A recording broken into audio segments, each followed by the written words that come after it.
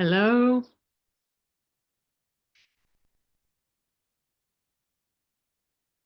Eh, Hello, Nico and hi, Lisa. Lisa. Melanie. Oh, that looks so beautiful, Melanie, where you are. That's a nice deck. This is a nice deck.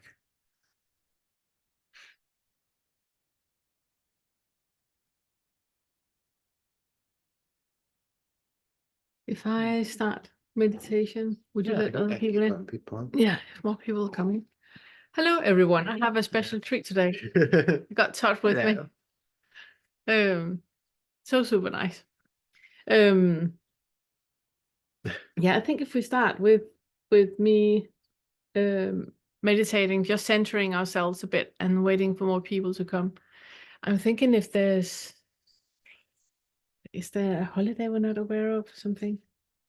And actually, it's Store Day If in we're not Denmark. aware of it, then I don't think It's we're aware Store of it. Day in Denmark, but that the government canceled that holiday. Okay. Well, I think we just start then. Okay, I'll people. Okay, good. So if you make yourself comfortable, take a deep breath in and close your eyes. And I just want us to exhale deeply, just to center ourselves a bit before we start with the Q&A. Take a deep inhalation and exhale, and feel how you become heavy and present. You're falling into gravity for every exhalation you do.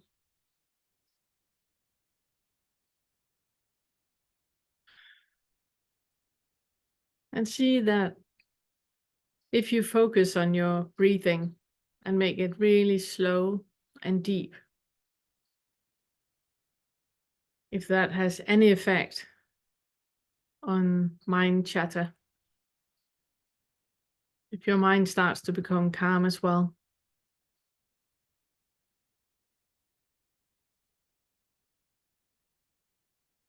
It is normally like that when you calm down one part of the feedback loop, it affects the other one. So just focus on how it is to be in a body. What sensory experiences are coming up right now?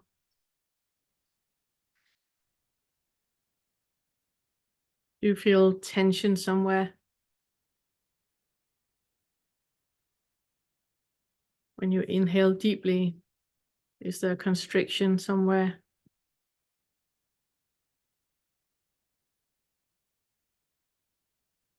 And is there reaction that when you feel something in the body, immediately a thought comes up about why that is, trying to create a little story about what it's all about? And when that happens, can you just release the thought and go back to the sensory experience of how it is to be in a body right now?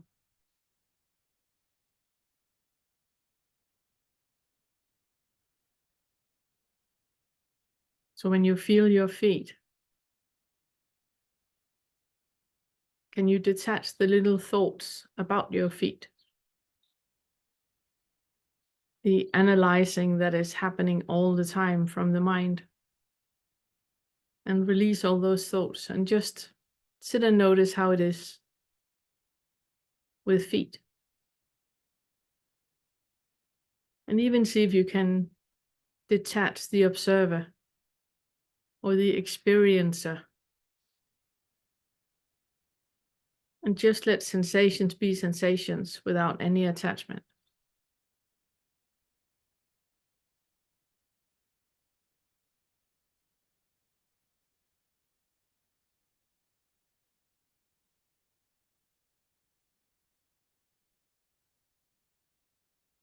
So keep coming back to a sensory experience.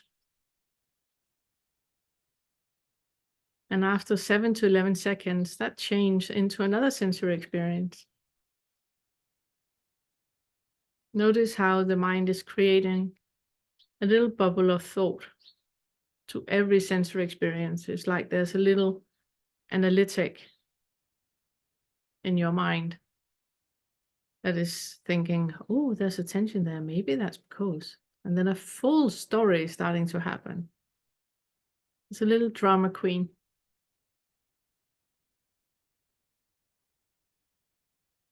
It is creating all those stories in your thought. And in reality, it's just sensory experiences.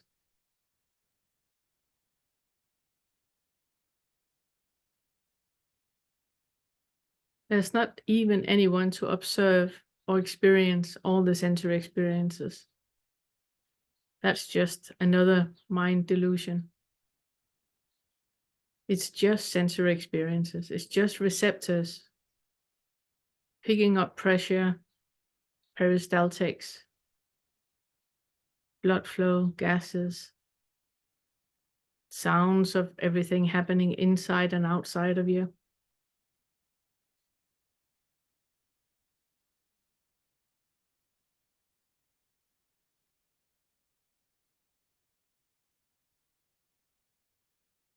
And when we, in a moment, start the meeting, see if you can keep noticing that split of thought that is analyzing and thinking about all the time.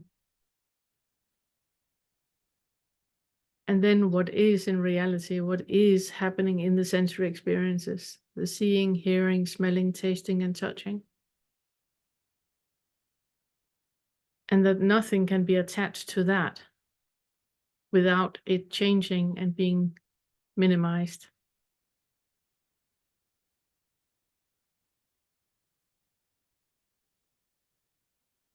Okay, make a deep breath in. Move your feet and your hands and your spine. Make a deep exhalation. And open your eyes.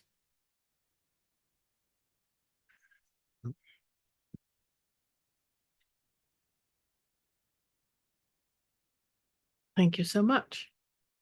We have a little bit of a change today. I have asked Todd to sit and be here. Todd has broken his foot. So yeah, Go ahead. Yeah, the story is that there was this burning building, and there was a kitten, and Todd, he ran in on roller skates into the burning building Just to save it. Full throttle. Yeah, to save the kitten. That's the story. It's not that he stumbled over a cable in the garage. It's not that. It is the burning building, and we're sticking with that. That would be completely ridiculous. That would be so ridiculous. It's like stepping on a cable. No, it's like you do not break your foot by stepping on a cable that is 1/4 of an inch. No, you do not. You do not. It's just physically impossible. That doesn't happen. But burning building on roller skates to save a kitten, that's absolutely believable. Absolutely. So that's the story. So he has broken his foot. Yeah. Which is fine. He needed to slow down anyway. So that's fine. So here I am. But the thing is that I go super autistic when things are not like they normally are. So I'm not sleeping in the right side of the bed. I'm not sitting at the right side of the table, and everything is just different. And that makes me very autistic and even more direct than normally. So Todd is here for everybody that I offend today.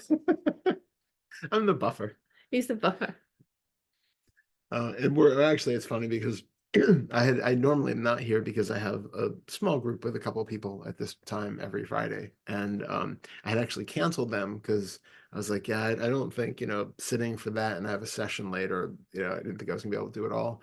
And then, I'm not quite, at normal levels, and Vanilla's not quite the normal self, so I figure this way here, the two of us together will be like one person.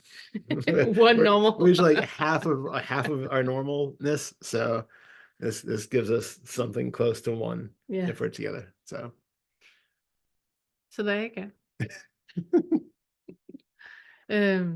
We have been making a lot of material to the retreat, which is very much about embodiment. Yeah. Yeah, it's really interesting. It's been a fascinating exploration for it because, we had been talking about me having to slow down and not do as many things, and the body will step in if we don't listen to it, and it did. Mm. And but it's also been really interesting because there's been a lot of stuff like that, I haven't dealt with, I guess, from taking care of my mom and things like that from the years of caregiving. And uh, that all gets to come out and seen from a different side as I'm the one on the receiving end. And it's Mm. been a really interesting couple days.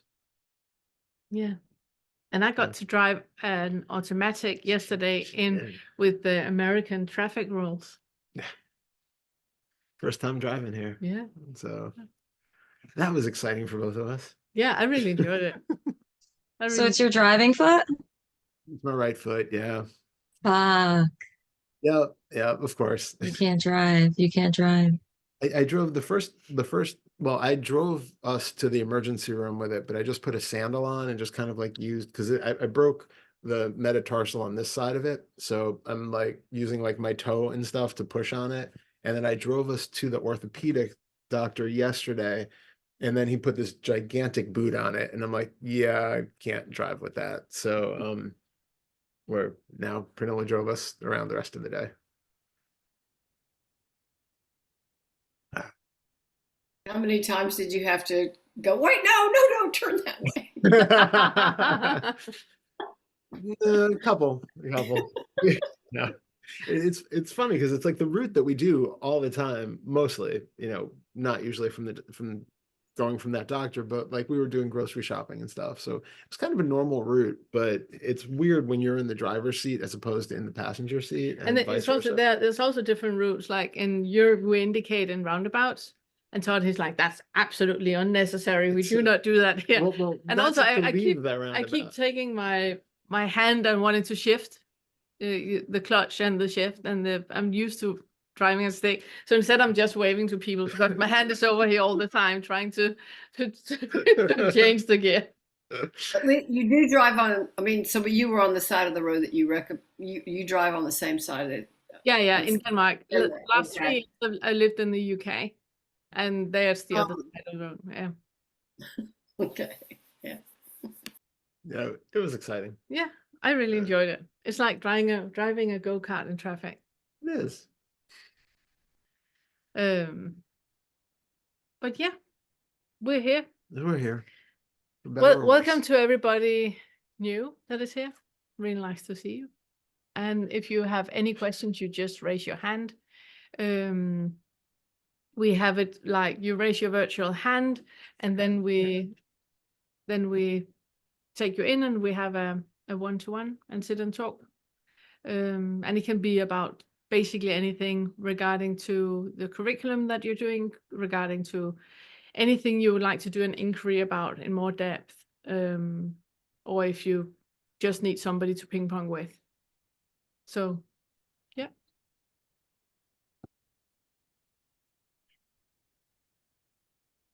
Hey, Catherine. Yeah. Let me see here.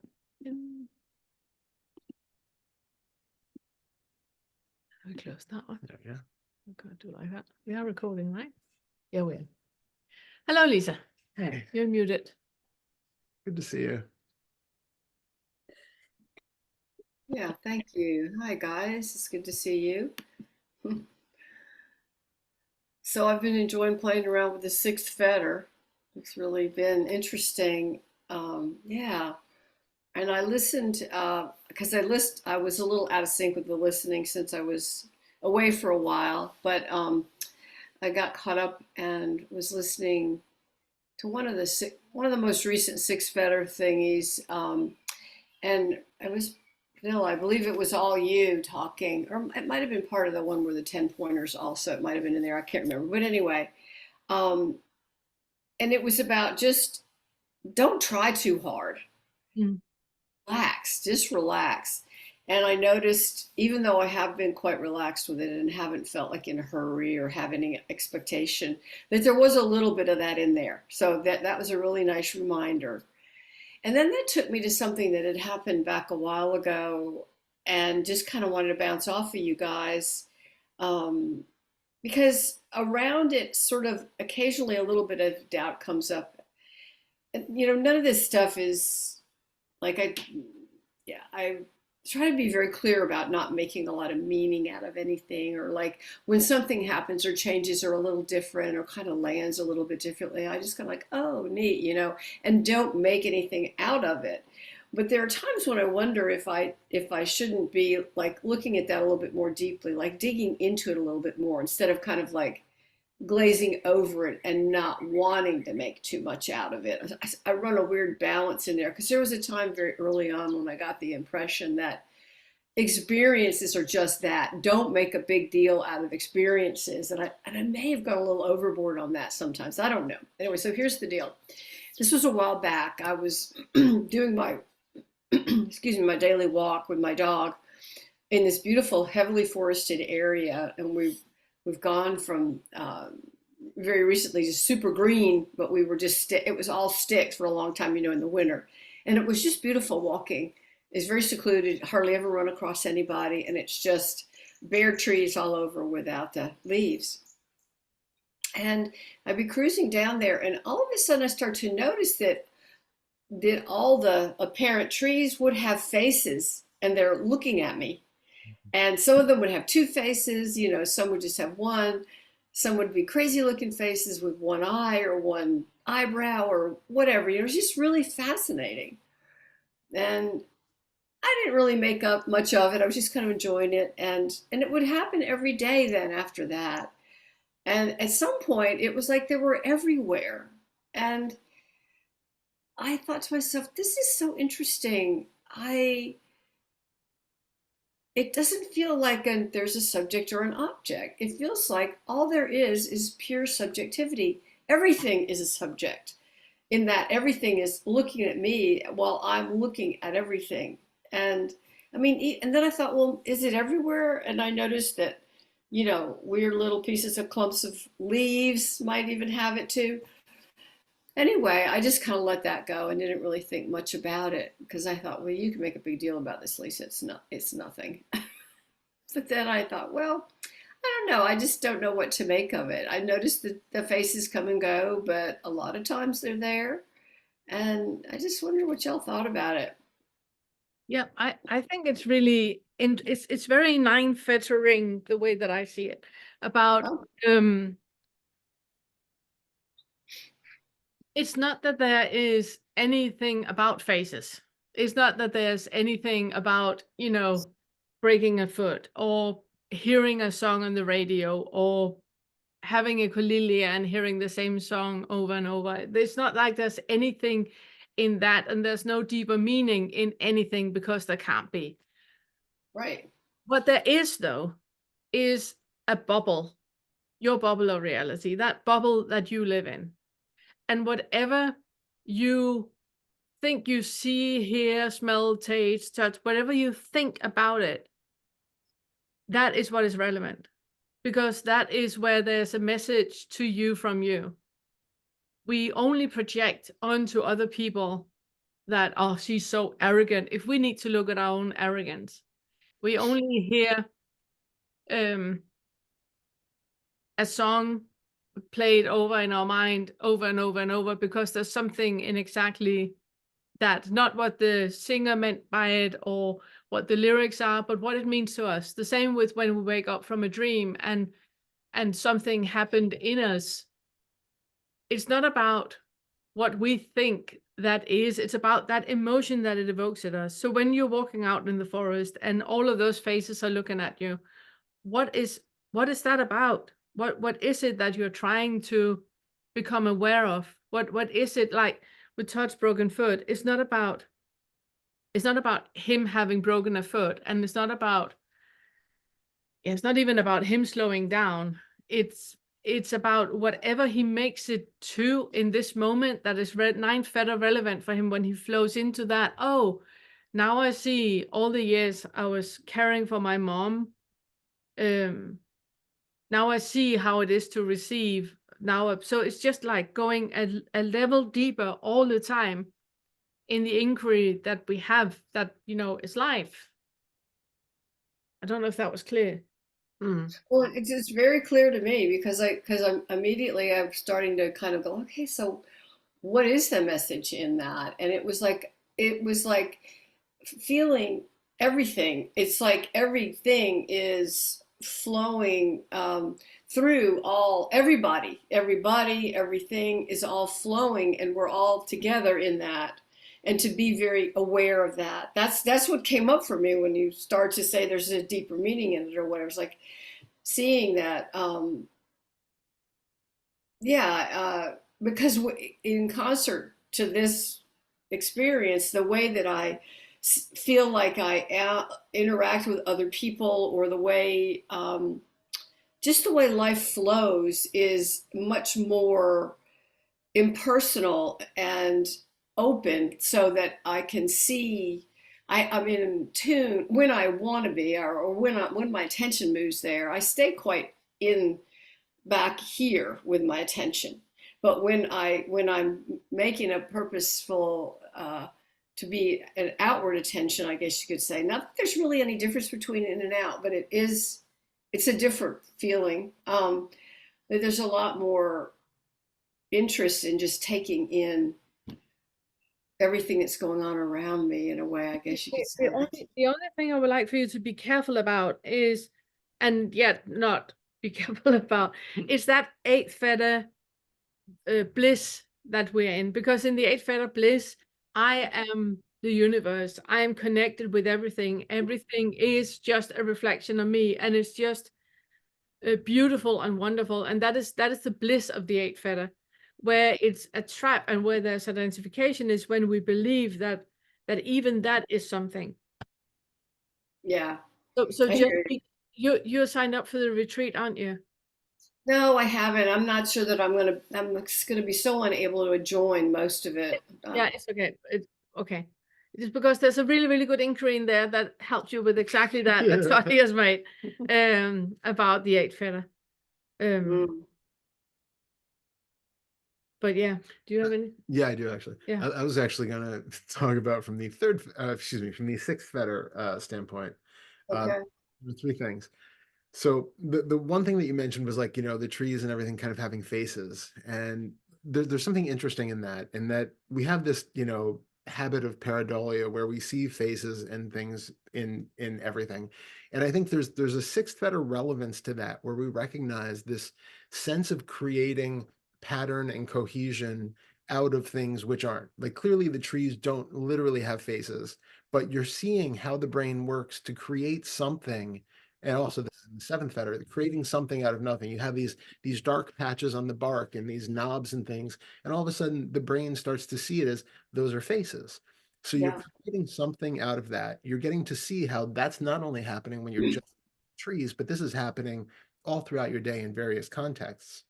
The other part of that is that you are having that experience that the trees are looking back at you, which is Yes. the things that is very common in the sixth fetter, where, and it doesn't even have, the thing doesn't even have to have a face. You can still have that experience that furniture or other things are pointing back at you in some way that feels somewhat meaningful. And that's an interesting thing to observe. But also the other part of that is to recognize, are they really looking back at something? It's that feeling of the trees are looking at me, things are looking at me. Okay, but what are they seeing? What are they really pointing back at? Is there something here which is actually witnessing them pointing back at it? Or is there this feeling of exchanged awareness? Or it's really noticing how much of what we take to be the feeling of something looking at us or us looking at something, how much of that is in this manufactured sense. And Well, so, I hear you. I hear you. But there was just as I know exactly what you're speaking about is, since there was a guided meditation that Pernilla did, I think at the beginning of one of these Q&As, maybe about 3 weeks ago or something, and she said it pretty quickly, but she made reference to look out at a tree or just look out the window and look at it. And then at some point, she instructed us to go out there to that thing that we were looking at and put ourselves in its perspective and look back and see what was it seeing. And that was a very interesting exercise for me because I was able to do that. And when I look back, I couldn't see anything. So now when I'm walking, now those trees aren't looking at me, they're looking back at what's not here. Nice. And Yeah. so it's like a reminder that this is really, that there really isn't anything here. But it's not a blissy thing at all. It's more like just, it's like, it's like from the perception of having been a body walking in the woods, which I think there probably was that at some point, although that was starting to get weaker and weaker. And it turned into there's an environment walking that this is part of environment walking. And when there's looking, the environment's jiggling, the environment's jiggling and this is environment jiggling too, but it feels still. I don't know if that makes any sense. And it does, like, back to the meaning making. I try not to get too like, oh, what does all this mean? Blah, blah, blah. What fetter, what this, what that. No. I'm just there with it. Yeah. It's a great idea. It's a good way to be. It's a bit, But yeah. I appreciate the feedback because it just like that Pernilla saying in that, go back out there and be the tree looking back. Mm. And what is it saying? Like that was a pretty powerful inquiry that now sort of flipped that for me. Pretty much whenever I look at people, Yes. I'm more like, what are they looking at than I am, what am I looking at? Because Yeah. Anyway. Yeah. And then just know again that whatever we perceive, like that they are looking back at, like you say, there's nothing there. But still there's what Todd was talking about, there's still that self-referential thing happening by out there and then by Yes. it's still self-referential. Yeah, And it is. and it's where it's super useful to really have all your senses noticing what is it I am assuming is there, because that is what the mirrors in the bubble of reality is pointing back at you. That is what is relevant right now. Like with Todd's broken foot, his takeaway from that broken foot has been 10,000 things so far. Mm-hmm. Because it's different things all the time. There's another layer that can be looked at and another assumption that can fall all the time, because it's not one thing. Mm-hmm. It's just one initiator, if it makes any sense. Yeah, it does. Well, just like we talked about at some point, it's not really what it is. It's a metaphor for something else. Exactly. And it can change every minute based on what's happening right now, huh? So all of those phases, if that was a metaphor, what would that be a metaphor for you? It sort of feels like it's like the universality of of what's going on in a way. Like everything is looking, everything's awake, everything's alive, everything's looking. I think it seems kind of silly, but yeah, like everything is experiencing looking. Interesting. You have more? You look like somebody who has more. I'm waiting for it to solidify. Like there's something there, and I don't know whether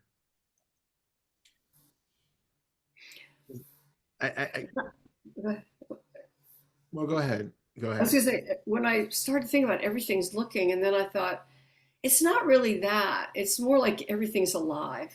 It's more like everything's awake. And somehow how that's being personified is through faces.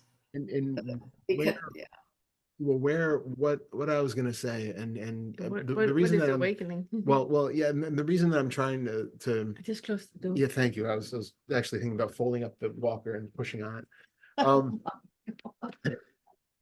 Oh, and babe, could you grab one of those long pillows when you come back? Thank you. Um, it, the reason that I'm being a little bit hesitant with this is because what I'm going to say could be taken as being like solipsism, and that's not where I'm going with it. Oh, I know exactly where you're going now. So the whole thing is, thank you, that, thanks, babe. This one here as well. Oh, maybe later. Thank you. Might as well Okay, leave it I'll here while leave it's it here. there. Thank you. Um, it feels like everything is awake and alive and looking back because it is all this projection of, as you were saying, your bubble, right? So it's we don't have a real feel for what is actually out there. And so whether I'm looking at the lamp and the lamp feels to me to be awake and alive and looking around and whatever it's doing, it's because it's coming from this internal experience. Yes. And so it's acknowledging that we're not putting something on the external world as it is, because we don't really know, and we can't estimate what has aliveness or meaning or awakeness or any of that. It's a reference to our own experiencing of it and the uniqueness and the aliveness of that particular experience that we're bringing to it. Mm. And it's just about not making it into more concepts and not getting caught up in what sounds like very nice spiritual talk about everything being awake and alive. Well, yeah. But I hadn't thought about that until Pernilla just said, well, what does it mean? It's like, well, in other words, it's not like I walk around going, oh, everything's alive and awake. I mean, I mean, even that is a beautiful thing to do, because again, it's not that there's a right or wrong thing to do or a right or wrong thing to experience. It's just questioning everything. Yeah. sure. If anybody is going around and going like, oh, and it's like diamonds and glistening and rainbows and it's beautiful, and there's nothing wrong in that. It's Nope. just what is the takeaway from that, which is keeps pointing into more and more layers that can be removed Mhm. until there's Sure. only a sensory experience. There's no one experiencing anything. It's just an experience, like Yeah. with the having clouds looking like anything or trees looking like anything. It's not that it does or that it doesn't. That is not the story in this. Yeah, yeah. It's what is the takeaway? What does it do to you when you're walking around and having that feeling of all the trees looking back at you and its faces every what does, because some people might have like a panic attack, I'm being observed, I'm or thinking of like Dorothy and the Wizard of Oz and that like spooky Mm. forest where everything's coming alive and the trees are attacking and stuff. Yeah, Like, yeah. it could be that so kind of it's like experience. it's like different stories that can be on the exact same experience, which means none of them are right. It's just different experiences, and that experience is pointing at something that needs unhooking or understanding, or yeah. Yeah. Yeah. Absolutely. That's interesting. I don't know. It's kind of like, it's more like walking into an art gallery or something, seeing all these different ways that faces can present themselves. It's more like that rather than spooky, crazy something looking at me. It's not like that at all. It's just very creative, and I don't know. It's interesting. I'll have to see. It might not ever happen again. I don't know. It's a good metaphor too, which I've used somewhere, that we can also go through life like that, like we are in an art gallery where if you don't have little labels telling you, like especially in modern art gallery, if you don't have a label, Yeah. means everything that you get out of that is entirely your interpretation. Mm. And it's exactly the way it is walking through the rest of life. We're putting our interpretation onto everything. Yeah. And what the artist might have decided, we have no idea if they don't tell us. It could just be a broomstick standing in the middle of the floor, and they have some much deeper thing going on with it. Like the art we saw in Copenhagen, there was lots of what you call those square hay things that Hay bales. hay bales. So there was lots of hay bales standing, and they had built like a pyramid of that, and then on top there was a clothes drying rack, Yeah, I forgot about that. standing, and then there was clothes hanging on it.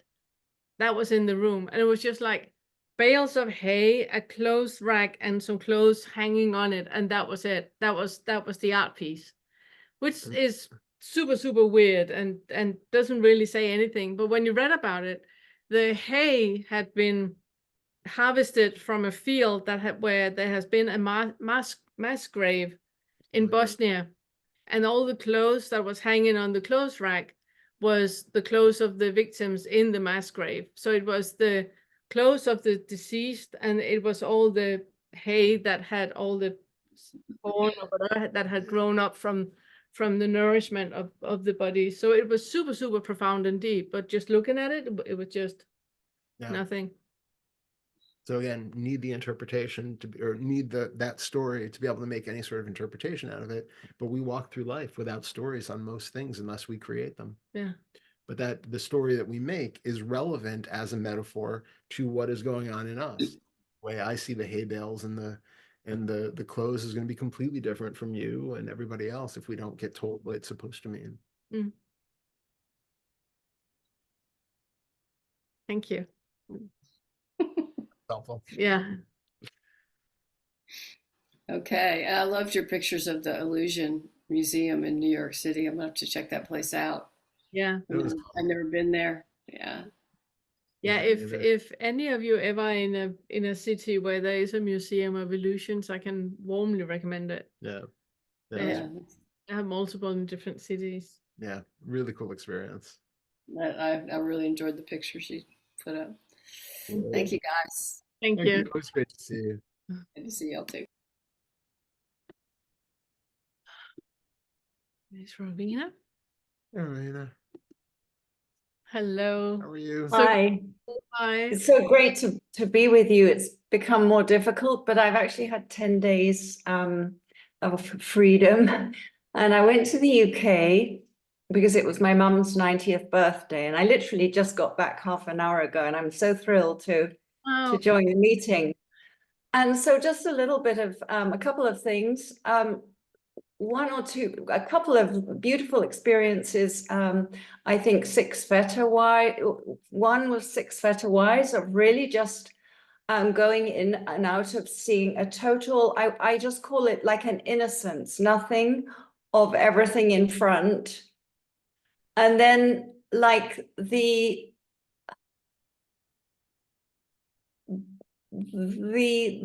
coming and going of if there was projection coming, or otherwise there's just a pure sort of like being with that, just knowing that there was no need to sort of somehow do anything with it, you know, with people or with relations. This was quite a bit like that. It wasn't always like that, because sometimes buttons were pushed and there were sort of feelings of being somehow, because my family, they're super efficient and super in control and super this and that. And so I had a little conversation with my sister, and she, you know, shouted me out, and but it was fine. I just sort of backed off. And then I met my nephew in this party and asked him what he'd been doing. He was radiant, and he had been doing theatre training. He actually works at Google, but he's got into amateur dramatics, and he doesn't know about non-duality or no self, but he'd had clearly an awakening experience, and he was working with looking through identity, and it was sort of an explosive, the most joyous. Yeah. That's amazing. Joyous. Like, we were there, and on 2 occasions we had time to sort of chat and just share, and it's like, yes, this and this, and we were laughing, and it's just like, it's just this, you know, and it was just amazing. I mean, really so wonderful. And then the last thing was last night. Before I was leaving, I was with my mother and about to say goodbye, and and this is something that I've always had, this panicked little child of like a huge inner sob that sort of stayed when I also was there when I woke up in the middle of the night, just oh, you know, I'm going to be left all by myself and I've got to fend. I've got to just fend. And it was okay. I just was there and it came in and it passed.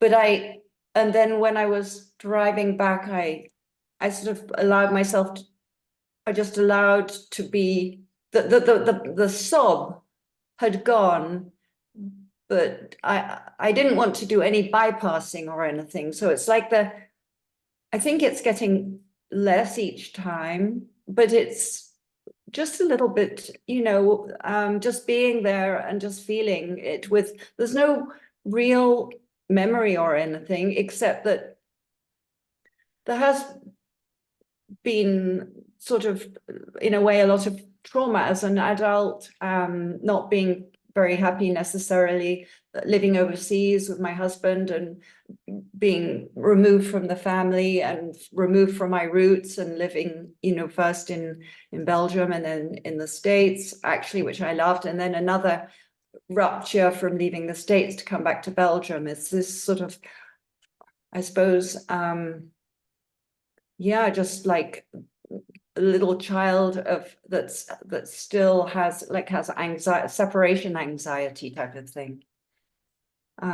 So I just was present with this sort of inner type of like the beginning of a sob thing.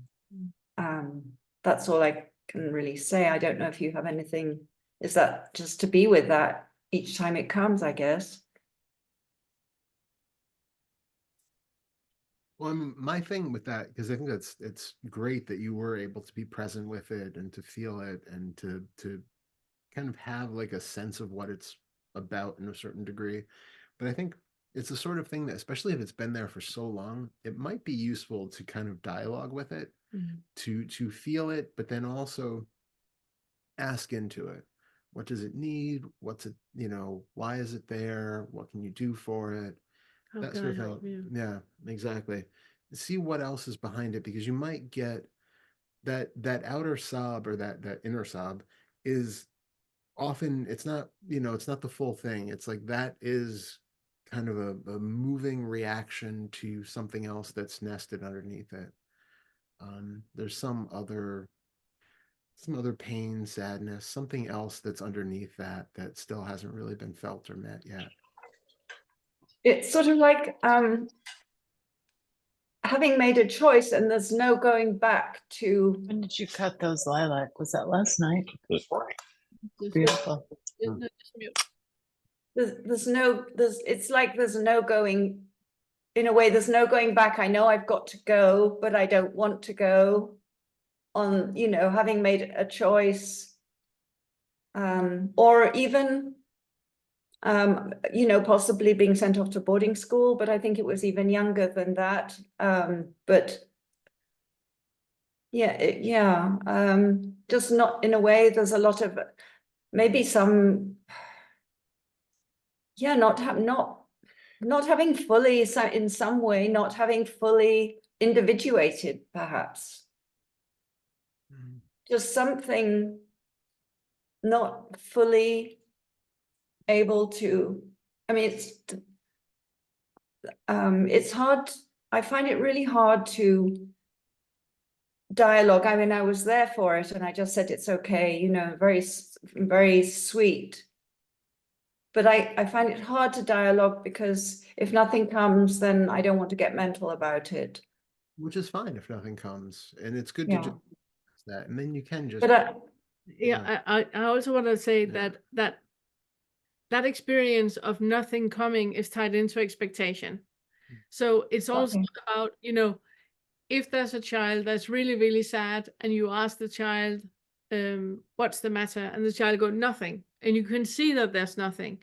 Just because the child once says nothing doesn't mean that you should stop caring and stop, you know, being empathetic and stop. So it might just be, you know, your inner child that is not ready to talk about it. It needs to be Okay. talked about. So it's more about just saying it's completely fine, my love. I'm here.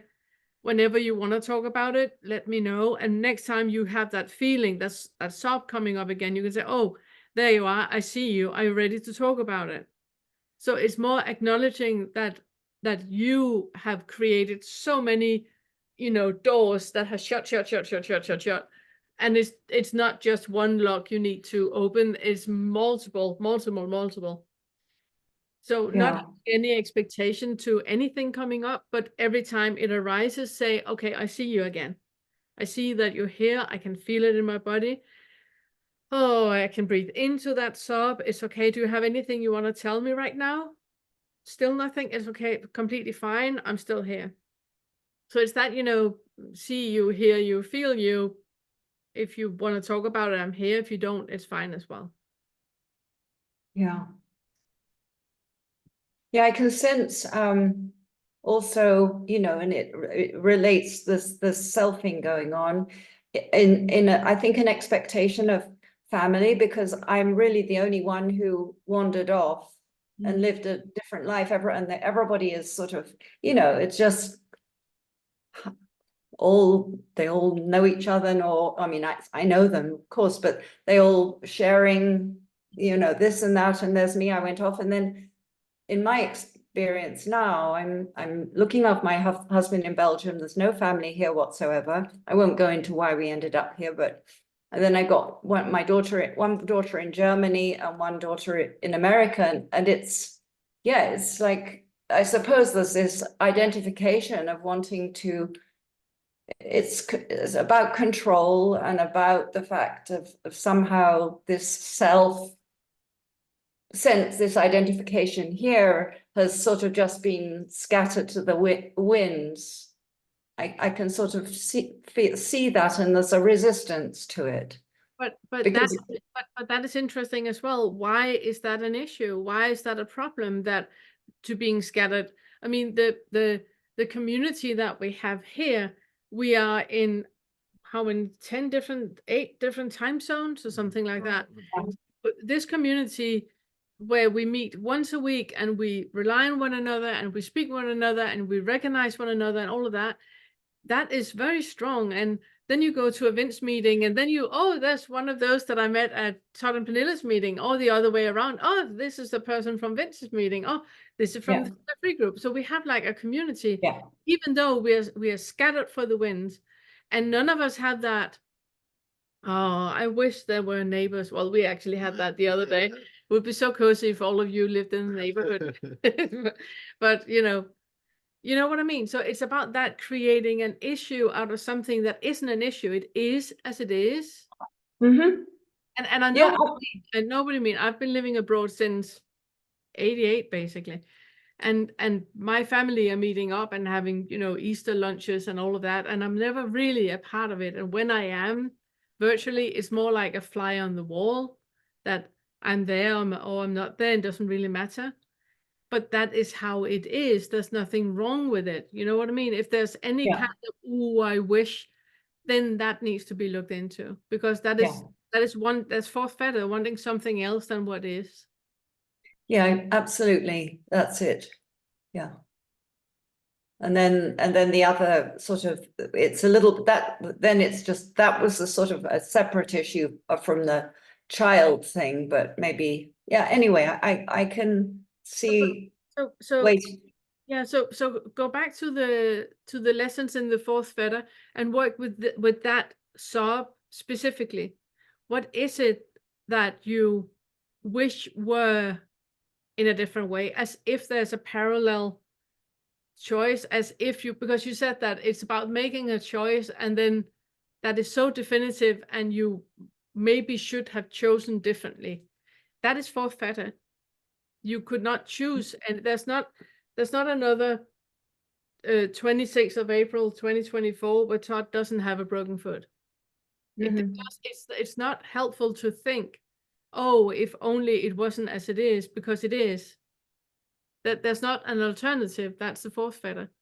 That there's not an alternative life that is better than this, or a situation could be different than this. That doesn't exist, only in our minds. In reality, that you haven't made a wrong choice because you can't. Yeah, it's like you're looking back in the past and sort of seeing It's fourth feta, maybe even a little bit of looking it, because it's not a desire for now, because that's not that expectation, but it's somehow looking back in the past. Yeah. And realizing that the implications of all the choices, and there's no free will, and but it's just that fragment of something that if you have that feeling of being locked back into the past, that is tied into the passive aggressive bully, and there you have the material in the second feta, everything where I talk about the passive aggressive bully. So it's about also that you have needs that you're not meeting, that there are things happening and you know that you need something, but you do not do what you need, you do what other people need. That is tied into it as well. And then when we do that enough times, we start to regret the past. It's why I can be so certain in saying it lies there, because we don't regret the past unless we have had, if we have had all our needs met, there's nothing to regret. Everything is. Yeah. But if we haven't, then there's a regret because something was not met. Yeah, that makes sense totally. Yeah. It's so helpful to work with the fetters as a wheel of identification, knowing that there are 10 different ways we can identify, and then find out the way that I feel it right now, it's that way and that way. Like we just talked about, it's and also with Lisa just before, okay, so there's something in the 6th and in the 8th and the 9th that I need to look at, and then go back working with exactly that topic, that sensation of sob that you have. That is what you take with you when you go through the lessons in the 4th feta and in the 2nd feta, and that is what you specifically work with to tweak your experience. Yeah. Okay, great. Just one other little Yeah. small thing. When you're working, like if you have that sob feeling that comes up and it kind of just seems like it's there, you can't really get below it, you can't feel anything more into it, and then taking into account everything you said, also it can be just useful to notice if you have tension in the body that's like holding you back from fully expressing it or fully feeling it. There's like a kind of a resistant to it being there. See if you can relax any of that, and then also while you are feeling it, see just if the body needs to move in some way. If there's like something that just starts to kind of and then just see if that will allow it to keep expressing in some way where you get more of a feeling of even what's underneath that, and it might just need that to move its way out. Okay.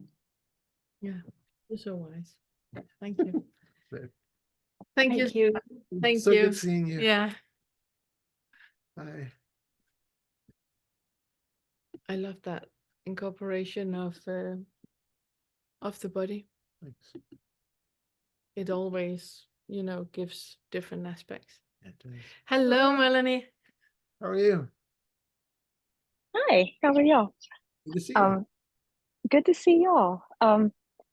So just as a quick aside, my dad broke his foot by dropping a can of pork and beans on the top of his foot. Burning And that was also burning another story he didn't want to talk about. That's hilarious. I was like, could have at least been green beans and not pork and beans or something. The worst So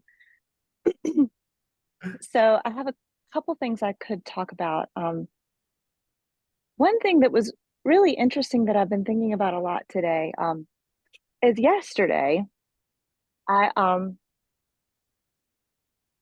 something popped up on my Facebook feed about different like tests that you could take just to self-diagnose potentially autism, and I scored so much higher than I expected to. Like I've always thought I've always kind of thought of myself as like, okay, that's a spectrum, maybe goes from here to here, and perhaps I'm like over here like on the very edge of that. And yeah. I know that self-tests are not necessarily super accurate, but wow, I was really taken by surprise by how solid my scores were. So just thinking about that and how that bring some clarity to different parts of my my past experiences with relationships has been really interesting for me to process this morning. I love That's that. amazing. I love that. I just want to say about autism and about self-diagnosis. I am all for self-diagnosis, and especially for women, or people that were women by birth, because we have a different way of experiencing autism than men do, and there has been so many studies on men and autism for men. There hasn't been that many studies regarding women, and we do experience it completely different. The way that we the way that we experience everything, and it just helps sometimes to do a self-diagnosis. So when you do, those, I mean, I score 11 out of 10 on every single Right. every single Right. thing. Right. Yeah. And I've, I think I'm, how can I say it, super empathic and super, all of the Hugely things so. that normally Mm, is yeah. that autists are not. But autistic women tend to be super empathic. We tend Right. to have Right. like all our senses like that, so I pick up on everything. So I think it's super important for women to do those autism tests, and if you self-diagnose, you self-diagnose. Also because there are a lot of symptoms that are similar to neurodiversity, to autism, that is trauma-based. And it's really important to find out which one is it, because both of them you need to create space if you are autistic, and need to create space if you're if it's about trauma. But it's just two different ways to be in the world with it. Like we talked about the difference today about anxiety. Yeah. That if you have trauma about anxiety, how did we talk about it? I can't even remember. We were talking about with the car, with the Yeah. difference of the car, because I said, like, for me, it would be really weird. Like if I got into a car, like even if we have like a loaner car and I sit in a different car that I'm used to, I can feel the differences between like the gas pedal, the brake pedal, how reactive they are or not reactive compared to the car that I'm used to, how, turning radius, visibility.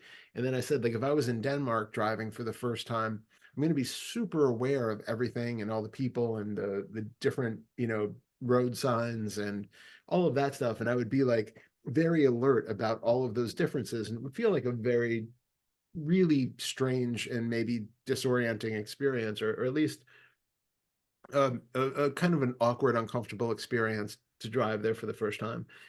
But Pernilla was saying when she was driving my car yesterday for the first time here, that it wasn't that It was not that at all. Not at all. But me sitting at a different place, on a different chair, I'm not on my spot like Sheldon. He usually said that if Todd is in my spot, I can't taste my food.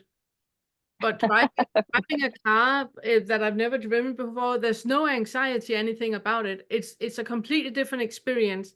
And what Todd is talking about, that could be trauma born, but that could be about anxiety. That I'm losing control, anything like that.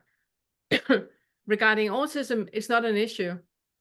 I'm super good at driving. I'm seeing everything. It's not that. But sitting in a different chair, eating, that I can't do. So it's why it's really important to find out if you are autistic or if you have any trauma that needs to be looked at. And I love that you have looked into it. Unless there's some sort of trauma that's so repressed I don't know about it, I have a feeling that I had a pretty atraumatic upbringing. But I have always suspected that both of my parents are autistic, which I think is part of the reason I really underestimated myself, because they're super weirder than I am. It's normal. You look at them like in a more objective way, and like my friends and like my husband are always like, I don't know how you ended up so normal. I probably shouldn't say that on YouTube, but and what's interesting is my sister is way more like normal than I am in terms of like her social interactions and stuff. I would have no suspicions at all that she um might be autistic. But yeah, so that's an interesting point though. And I'm not really sure how to explore that other than just Yeah, taking an educated guess from my experience like I just did. no, there are so many tests that are really good. There are a lot of podcasts. I'm completely blank on all of the names right now. There are so many really, really good books. I think that I'm gonna find all of them and then link to them under our conversation here. So Great. Okay. yeah, you're gonna find all the things that I recommend you to look into, and they're different tests. Just be aware that a lot of the tests they're made for men, they're not men, and Mm-hmm. they're not made for women. And it's such a thing that if he's completely into math and he's in his numbers all the time, or he's into trains and he's into his trains all the time, that very quickly is telling doctors and social workers and everything that he's autistic. He needs to be tested. But if a girl, she's really into horses, absolutely into horses, and completely into K-pop, she's just a girl. Yeah. So Yeah. even though the obsession is the same, but it's just different things we're interested in. Sure. Right. Um, the other thing that I was curious about, I have been holding myself back from the sixth fetter stuff because I feel like I haven't fully. It's interesting. I almost feel like I've made more progress with the fourth and fifth fetters than I have with like the second and third in some ways. Yeah. But I do feel like I had a fairly recent conversation with Todd and hi Lisa. And felt like in the time since then, like I've felt a little bit more clearance with some of that second and third fetter stuff. But I wondered if there was like a way, like, do you just feel into it and start listening to some videos, or is there like something that I feel like I should just tie up a little bit more in the first five before I move on to the sixth? I kind of feel like there's a little bit of a dividing line there. Well, And I was curious. yeah, I would say listen through all of them, because having the vocabulary and knowing what is the first, what is the second, and knowing and you've done the exercises in the lessons, that is super, super useful. Just to understand Mhm. conversations that we have here at the meetings, but also because at the end you're gonna find out that all 10 feathers are present all the time. Mhm. So just in the conversation we have had here, I can point out all 10 feathers in everything we talked about. So it's just Sure. when you are in situations in life, it's just about noticing, oh, this is a 10 feather, or this is a fourth feather, or this is a third feather. So because then you know what to do about it. You have the tools, Mm. you know what to dive into, like we just talked about with Lisa, and it then what to do about it, where to look. Sure. Okay. Great. Well, thank you. Yeah. I appreciate both of you. Always Thank good you. seeing you. Thank you. Yeah. Y'all take care. Cute All right, doggy. yeah, super adorbs. Yeah, he wants to bark if I'm not holding him, so I'm trying to keep him quiet. Thanks, y'all. Amazing. Thank you. Bye. Then it just lå der. There you go. I feel like I might need to run to the bathroom, which Okay, see you in an hour. I was gonna say the word run applicable here, and Off it's you go. going to be a very slow hobble. Yeah, see you in an hour. Okay, I'll be right back. Enjoy. Thank you. Hello, Rosie. Hello. Hi. Hi. I'm happy to be here. I'm sorry I'm late. I could not find the link, and Oh, it wasn't listed under today's announcement. So I had it. I forgot to put it in. Well, it's not in today's post, and then it says that it's in the members area, but I couldn't find it. So I eventually found it in a an old Q&A video link. So So but sorry. I've thought of I made a post this morning and I thought to put the link in. I'm sorry about that. that's fine. I'm just happy I found it because I'm here.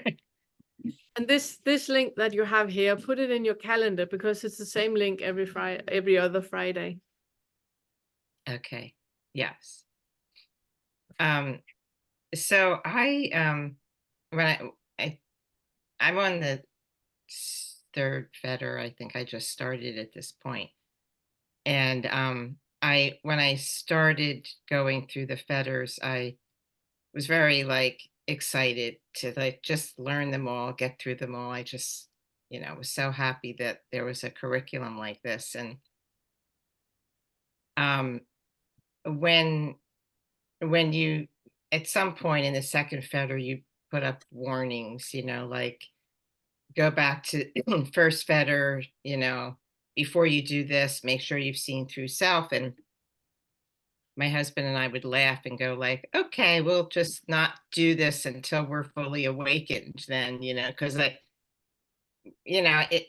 I don't know, we didn't know how to see through self really at that point. But I just kept listening. It's fascinating and interesting. And then my thread in Liberation Unleashed got picked up, and I started going through this inquiry, and the bubble kind of pierced, and now I can see through self. And it's so like not what I thought it was, I mean, I've heard everyone say that, but the experience, of course, is always so unique. But um I just find that now I don't really even want to go through the Feders anymore. I feel like like I just want to stop. I mean, part of my experience of seeing through what I thought was me is that I just feel so much stillness.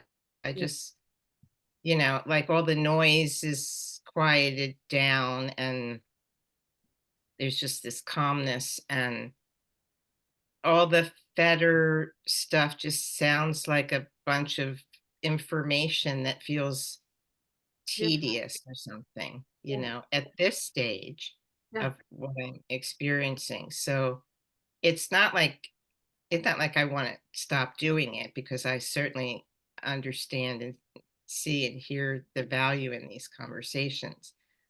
I just wanted to, say that it's just like a complete shift of like excitement to get through it to like, I'm just fine where I am right now, Yeah. Yeah. I absolutely love that you're bringing it up. I just want to say Flash Gordon is back. Ah, Hello, you. hello. Um, Sorry. it's okay. Get Don't kind don't of mind the comfy. invalid. Thank you. Here. I think it's really important for you to listen to how it feels. If you have the feeling of all that information, it's not relevant. It's not relevant right now, then let it be. Don't make it into something that is not. One of the warnings in the second Feder is exactly about that. It's about that if you hear something and you make it into something that is not. When I'm talking about the chameleon and the bully and the passive aggressive bully, it's not to have something to create more stories about. It's more to understand what the fabric of those stories are really about. And it is, in the end, about letting go of those stories. So when you're in a situation and somebody says something and you feel a contraction in the body, The feathers are useful to knowing what that contraction is about. So you see it as a metaphor for something that needs to be looked at, and that is part of the healing. But that's all they are. And Mm. there's no point in sitting and listening to a fourth feather video if you're working with the sixth feather. And right now it sounds like you don't need any of it. Right now you are in that honeymoon period where everything is just fine. You don't need any feathers. You don't need to peel any onions. You don't need to look into anything. Just allow yourself to be where you are. Even that might be a first for many people, because we constantly are on that search to improve ourselves. So finding out that there's nothing to improve and nothing can be improved, that's a huge step. Allow yourself to be there. Yeah, I mean, when I feel my normal upsets and trigger, if I get annoyed, things, all that stuff is still there. It's just that um, it's more obvious that it's a contraction, and then there's an there's a calmness that just seems to inform it in a different way. Yeah. That wasn't there before. Yeah. And I've people think, well, and I think of myself even as a calm person, but I'm realizing how much noise I've had, how much overwhelm and frustration, and that I carry around with me all the time of wanting things to be a certain way. And so all of that is just so much more obvious now. Mm. And still I mean, I'm still like questioning, like, is this it's so simple. Like, how could this just be it? Because like the guide is asking me the final questions, and I'm feeling like I'm not ready to be in the final questions yet. I just saw it for the first time, it's like a little opening that just keeps getting a little wider and a little wider as it sits here. Yeah. And I yes, it is that simple. Yes, it's nothing more. For some people, it comes with fireworks. For others, it's just like, oh, and that's it. There's it is different for all of us. It is an individual experience. If you still get triggered, if you still get annoyed, if you still have any of those things happening, there's still more to be done, because that yeah, none of that is real. You cannot be annoyed. It's not possible that anything can happen that annoys you. That is right. not possible. It is mind created because of an underlying story. And that is what we do with the feathers, is to completely pick that apart. So you look at the underlying story and even release that. And that means that even if you break a foot, or even if, whatever is happening, everything is fine. There's nothing that can be any different. There's nothing that's annoying or irritating or satisfying or anything, because all of that doesn't exist. So Right. So, I mean, so what I'm seeing then is that the first fetter is really, and I've heard this a lot, but I'm seeing it for the first time, that it's just the very beginning. It's like it's a baby step yes, into just seeing that everything is just happening, yes, and there's no doer or chooser, or and that is just like, what? yeah, Like, that's where I'm still in that, like, are you kidding me? I thought I was doing this. And, but yeah, everything else is still the same. yes, And, so the mind kind of questions, like, well, for 54 years, I've been hearing about enlightenment and awakening and self-realization, and it sounded like this big thing, that like completely alters your I don't know, like the idea that I had of what it was is just not doesn't it's not what I'm experiencing. Exactly. And And I'm yeah. so happy that you say that, because it's one of the things that we are trying to make everybody understand, that for some people it's fireworks.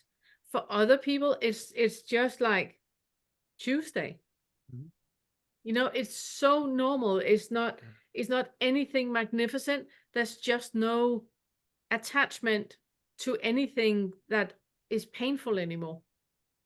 And it's such a relief because one of my big fears about awakening was that all these years I thought, well, I'm going to have to go away from the world in order to do the self inquiry and to really see this. And, I in 54 years, believe me, I've been on a lot of retreats.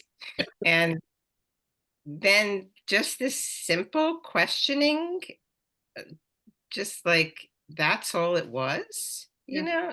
it just, years of meditating and like 54 years. Like it's like, like part of me just, just wants to tell all the communities and friends, it's just like, it's just not what you think it is. That's And why we made a YouTube channel, because we want to tell people that. So yeah. Yeah. it's not that hard and it doesn't take that long. And, To be fair, I will say though, the 54 years of meditating made it, contributed to getting it once you started looking. It's not that we can never take it and say that everything that we've done until this point is invalid or wasn't part of it. We have no idea how much of all of that has paved the way for you going to LU and asking some questions and being like, oh, it could have been that if you started at LU 54 years ago, if they had existed back then, that you would have just been like, this is incomprehensible. I have no idea what you're talking about. And Yeah. you could have been on a question for 50 years. Yeah, So, that's a good point. Super so good. thank you. But I agree that the whole thing is like I had the experience even when I was going through LU. The guide who had picked me up actually took me because she thought that I was like already done before I got there, which I think in some ways I had been, but doubt and all of that kept me going for 9 months with her because it was like this holding on, can't be it, can't be it, can't be it. And I had the experience where at that point they had these monthly groups at LU that was like a monthly meeting where everybody who had been through LU or the guides could get together and they could meet.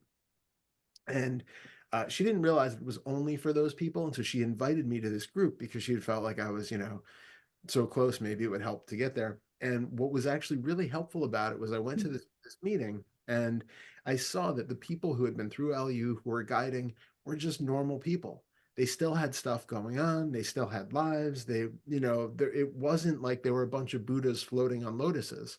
Like this were real people living a life who no longer identified in certain ways. And that was enough to be like, oh, because there was so much expectation that I had had that was not being met by this experience because it was a really unrealistic expectation based off of really a lot of like religious teachings and things in the Buddhist and Hindu community that use very flowery language to make things sound. It paints a picture in a way that we interpret as being so much more everything than it really is, because it is a change, it's different, and it's an inexpressible difference, but it's not something that is this completely altered universe where you are literally walking 6 inches above the ground and spewing rainbows from every orifice.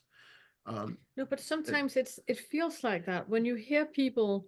Sometimes I can hear people talk about how their awakening is. That is like a completely different dimension, and everything is just flat, and everything is just, and it's just not my experience. No. And it's not the experience of a lot of people I talk with, and a lot of people have issues with that being portrayed as if that is how it is when you're awake. And if it's not like that, then what you're experiencing is not right.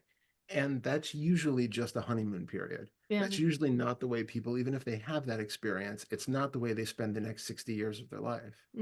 That's something that comes. And then a lot of times people will have that. It may last for days, weeks, or months, and then it goes away. And then they get lost thinking, well, now I've lost it. I had it and all of that, because they felt like that was the expectation that had been met. But I quote Shinzen Young a lot on this, because I love his statement that you can get wet two ways. You can either jump into the water all at once and get completely soaked all in one flash, or you can walk very slowly through a dense mist for so long that you don't even realize you're getting wet little by little, and then when you come out of it, you realize that you're soaked and you didn't even realize it was happening. So I really like that. That's how it feels. It's very much like what Rosie is talking about. That all those years of meditation, and then it's just this simple. But I think you're right in that it's also all those years of meditation that did it. Yeah. But I also go into the pool very slowly. I go like trying to put my toe in, and I move in really. I'm not the jump in the water type at all anyway. So but it's interesting that you say that, because a couple weeks ago I watched the Rick Archer, the Buddha at the gas pump, who is he's part of the TM group that I started, and he interviewed some friends of mine, and this is a 12-year ago interview, and about their awakening experience, and listening to my friend Winifred, who I haven't seen probably for 40 years, but listening to her awakening experience, it's so like, I so like felt like I felt it. Like if this is happening to Winifred, it gave me the confidence. It really created a big shift for me listening to her. Because she is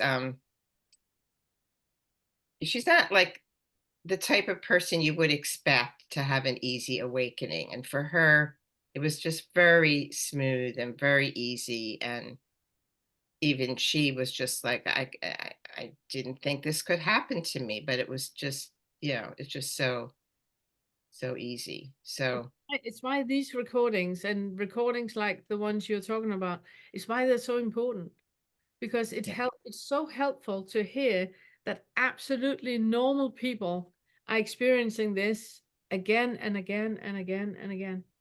It's so helpful, because we tend to have that, they can experience that. I can, if I do this many hours of chanting and prostration and meditation and eat proper, and maybe I should fast and all of that. We create so much ego around it, instead of just knowing that for a lot of people, it happens when they're doing the dishes, or when somebody asks them, they see, somebody stroking another person's chin, and then boop, they are just awake. It's such a normal thing to happen, and it happens to absolutely normal people. It's also why we try to make this as down to earth as possible. We're not anything special or anything unique at all. It's like absolutely normal. I have a broken foot and I'm wearing a Fraggle Rock t-shirt. Sorry. I'm sorry. I mean, it's about as down to earth, or as you can get. I'm at a question in the in LU about free will and destiny, and well, they didn't use the word destiny, but I introduced the idea that even though there's no free will, or no me willing things to happen, the idea of destiny, I still feel like that destiny can be another word for the way things just happen. Like there's some order in the universe, there's some intelligence in the way things seem to happen. I mean, is that not a thing either? Like, is there also no destiny? Well, it's the uh, in the eighth feather, we work with that. Um, um, Neo Advaita Vedanta, they work with, and Rupert Spira and all of those people, they work with that there is like energy in the universe, and there is like you talk about destiny, and we're part of God or God-like essence and all of that. And you can have that conviction until you work with the eighth feather. And a lot of people that don't feel like that, when they work with the eighth feather, they have that feeling of bliss and unity and being part of everything. When we work with the feathers in the eighth feather and 9 and 10, we completely poke a hole in that bubble, because Okay. it's just another thought. If you really, really look into it, it's just another thought. It's just another belief that we have for the ego to latch onto, and creating something out of nothing. That, oh, there's not a separate self, there's no separate I anywhere, but these atoms is a part of a bigger universe. So we just, push it in front of us. But it's the same type of identification. And that, yeah, that one feels really big to let go of. So I So, think so don't stay with it. I have spoken with a lot of, I work with a lot of people that has had a very spiritual life, and suddenly they see through self, and then they feel they're between two chairs, and they feel uncomfortable with letting go of the spiritual belief that we're part of the universe and there's a God and all of that. And what I tell everyone is, don't see it like training wheels. Have the training wheels on the bike, and go with it. Do the feather work and have that idea that you're part of the universe and you're part of something bigger. It's fine. It doesn't change anything. It's not like there's a better way to do the feathers without it. It will fall when you don't need the training wheels anymore. You will bike without leaning on the training wheels. I mean, it's not even anything we need to make a big fuss about. So have that belief in you. If it makes you comfortable and feel more safe, then have have the idea of destiny or God or anything that helps you. It's completely fine. it's more of a not like a god, but just the intelligence in, just the way there's a stamen and a piston, and that there's things have a way of being. The sun rises or sets, or the seasons, and just that Yeah, everything has intelligence in it, that I unfathomable kind of intelligence in it. And so even know what you mean. The 10th feather is about we do not know. we do not know. Okay. And we so want to, the ego so wants to be part of something, that it even creates things that we cannot prove in any way, but I believe that is how it is, just because it wants something to lean on. The 10th feather is giving you a solid foundation in not knowing. Yeah. And you can There's no start. way we can know. So There's I can see that. exactly. So it might be or it might not be. We don't know. Yeah. And having that humility is important wherever, in whichever work you're doing. Yeah. Yeah, I'm glad you said, because that was what I was going to say, is that it's not about losing the belief in some greater order and intelligence and then taking on the belief that there is no greater order or intelligence. It's No. about not coming down on either side of it, not having to latch on to a belief that there is or is not a God, that there is or is not an intelligence, that there is or is not some sort of beautiful, harmonious order in the world. It's just recognizing that any of that is a mind-made construct and a concept that you're choosing to latch onto because it gives you something. There's some sort of security in the idea that there is this greater intelligence, and there is some sort of security in the idea that there is no greater intelligence. Like there's something that you're getting out of it either way. And it's being able to live in that place of in between, that place of harmonious or comfortable uncertainty. It's where all of the concepts fall away. You don't need any of them, and you're okay just essentially floating in not knowing. And I Yeah. normally explain it with that you know you have your bubble of reality around you, that everything you see, everything you think you see, hear, smell, taste, and touch, it's only something that you have a self-referential relationship with. Anything that is outside of that bubble is 10th feather. Mm. So everything you know is part of your bubble. All the things you don't know and there's no way of knowing is part of the 10th feather. Okay. That's so helpful. It's so helpful because, I mean, it's like the last question, and I don't want to I don't want to be like graduated into this gateless gate, and whatever until I really feel like it's authentic. The important thing with LU is always when you're answering the final questions, it's always answering them for your personal experience right now. Like, what is your experience of free will? What is your experience of responsibility and all of that stuff? Whatever they ask, it's not what are your concepts of it. What what do you What do you believe? what do you believe now because you have heard other things or have seen other things? It's what is your direct experience? Does it feel like you have free will right now? Does it feel like you have a sense of agency or a sense of responsibility for things? And if so, Mhm. what does that feel like? Yeah. And that's really what they're asking. Okay. Thank you That's so great. much. Thank you. Yeah, thank you. Thank you Thank so you so much. Yeah, and I also want to say thank you very much for being honest about and saying I don't think I want to do any of this. I really like honesty. Thank you so much. I mean, I am going to do it. I'm just kind of Yeah. saying Yeah. that it's shifted from being I want to now feeling like, oh, I just think I'll settle in where I am for a while. Yeah. And it's super important But because every shift, I like, sorry. I do plan on doing the retreat. So I think that will be really helpful. Yes, definitely. Definitely.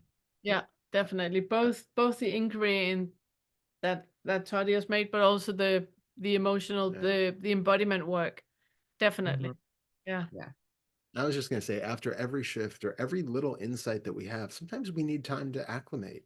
The body is readjusting, the nervous system is settling in differently. Everything is processing life differently. And so it's not like you have to, it's not a racetrack where you have to hit check mark after check mark after check mark and get there as fast as possible. Sometimes like you just have to trust your intuition that I'm okay doing nothing right now. I'm okay doing this. Oh, this is really pulling my attention for some reason I can't explain. Let me investigate Fetter 4. That really seems resonant to me. Oh, now, it just doesn't, it feels dead. Oh, but Fetter 9, that's super interesting. Let me read about that. So yeah, it's just following that. Thank you so much. Thanks. Thank you so much. Hey, Jay. Then I think there was somebody else before, but the hand was moved. Jared, did you see who had a hand up? Oh, yeah, you're right. There was. I can't remember who that was. No, I don't remember, but they can go first. Yeah. Did somebody have their hand up and took it down? Okay, somebody's getting brave here. So we take Jahara. Hello. Hello. How are you? I'm good. I don't really have a question. I just thought it was fun what Rosie was just talking about. Because I still do feel like that sometimes. Like you know, if I'm just supposed to stay with this, because this when I had the glimpse, it was pretty simple too, that like, oh, I've been doing this thing my whole life where the thought is on top of this. And I thought that was the real this. And I was like, oh wow. Um, so now, you know, sometimes I do have, and I think when I started coming, because when I was in that kind of bliss state after that, and then something started to happen again where I would be triggered by something, um, that would have like a real sensation in the body. So then that was when I realized, oh, the fetter two stuff of the emotions of me, I still identifying with the emotions was still there, which is what brought me back to just being curious about that. But um I have been going to church with my husband because it's important to him. And like I'm just like, sure, I'll go because you know, you're my husband and I love you and let's go. Fine, great, wonderful. But yeah, I have the thought like, but like I don't know. Yeah, maybe Jesus died for us and like he's coming back and like maybe I don't know. How could I know? And but then I think like, oh, these people, and then with my kids too, like he wants to kind of tell them the story, right, of that and how that's true. And then I'm here like, I don't know. So it's funny in that way because at least he's okay with me saying I don't know. Um, so it doesn't cause drama or anything. But and also like and sometimes I sit there and I'm like, oh, but they like the people in church, like they know, they must know, or maybe they had a glimpse, and it's like so whatever happened when I had the glimpse, it's similar to that, but it was like in the Jesus realm or something. I don't know. I'm just playing with all of the funny things that come up. Well, it is such a, I mean, it's a very complicated topic, but it is really interesting when you hear people having like spiritual experiences that it's always mostly the same sounding experiences, but if they're Buddhist, they have Buddhist connotations and iconography around it. And if you're Christian, you have Jesus and Mary, and if you're Hindu, you see other Hindu deities, and there's always some way of explaining it in a way which is relevant to the culture in which you are growing up in. But it seems to be the actual foundational experience itself, when whether you read old Christian mystics or Sufi mystics or Buddhist mystics or Hindu mystics, they're always talking about the same experience. So it actually sounds to me just like a human experience that doesn't seem to have any barriers between the religions. It seems like the justification of them or the explanation of them or the meaning that we put on them is something that is, you know, we put on after the fact, and we relay it to the Holy Spirit or to um, you know, Christ consciousness or Krishna consciousness or Buddha consciousness or whatever else. But it's just a really convenient way of culturally ascribing something to what is a very has been a common experience that's been written about for thousands of years, all across the globe. So that's kind of the, you know, where I always come with it. The other parts of it all, maybe not.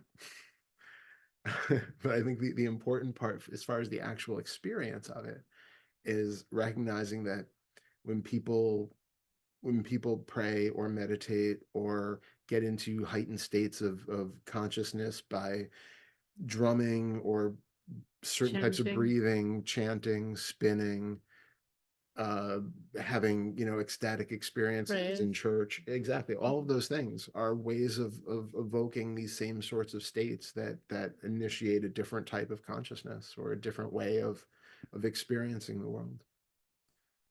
And it's where we go Beautiful. Hmm? Beautiful, that's all. Yeah. Thank you. but it is, I mean, it's one of those more complicated things, I think, with kids to you know, do you do you teach that something is the truth, or do you teach the controversy, as they say in the US with, But you know. but all stories have a morale. I Yeah. mean, it's just like fairy tales or Mhm. Find Nemo, or all stories have a morale, have something that we're teaching our children. Yeah. And if it's a story from the Bible, or if it's Yeah. Find Nemo, it doesn't really matter. Nemo. Nemo. But it doesn't matter. Yes, but it's more of a problem when it's like, you better be scared and you better act right because something bad might happen. Like even like when Liana was sick, she said, like, she was really sick. She had like an ear infection, and she goes, "Well, why does God hate me?" You Yeah. know, like because she had heard of the stories of, that God's in control. So that, or there it is, where it's just like, but then so that's when it gets hard, where it's like, But then again, it's a situation, because that is a situation and a logic conclusion that any child would make, even if there's God in the picture or not.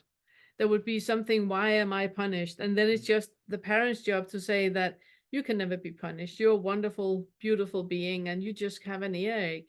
And it's, then you can go the physiological way, like I did with my kids, and talk about why it feels like pain and all of that, or whatever, other solution where you reassure the child and everything being fine. So I think instead of making it into an issue that she had the idea that God was punishing her, then because she might have said, it was because I was a bad girl in school yesterday, or I know she's not in school, but you know what I mean, that this is a punishment because of, then it's more about, as a parent, talking about that experience than actually bringing God into the picture. So again, the solution is again to be with the experience in the body. How does it feel when your ear is aching, and how does it feel with the second arrow, adding more to it than just ear aching? And yeah.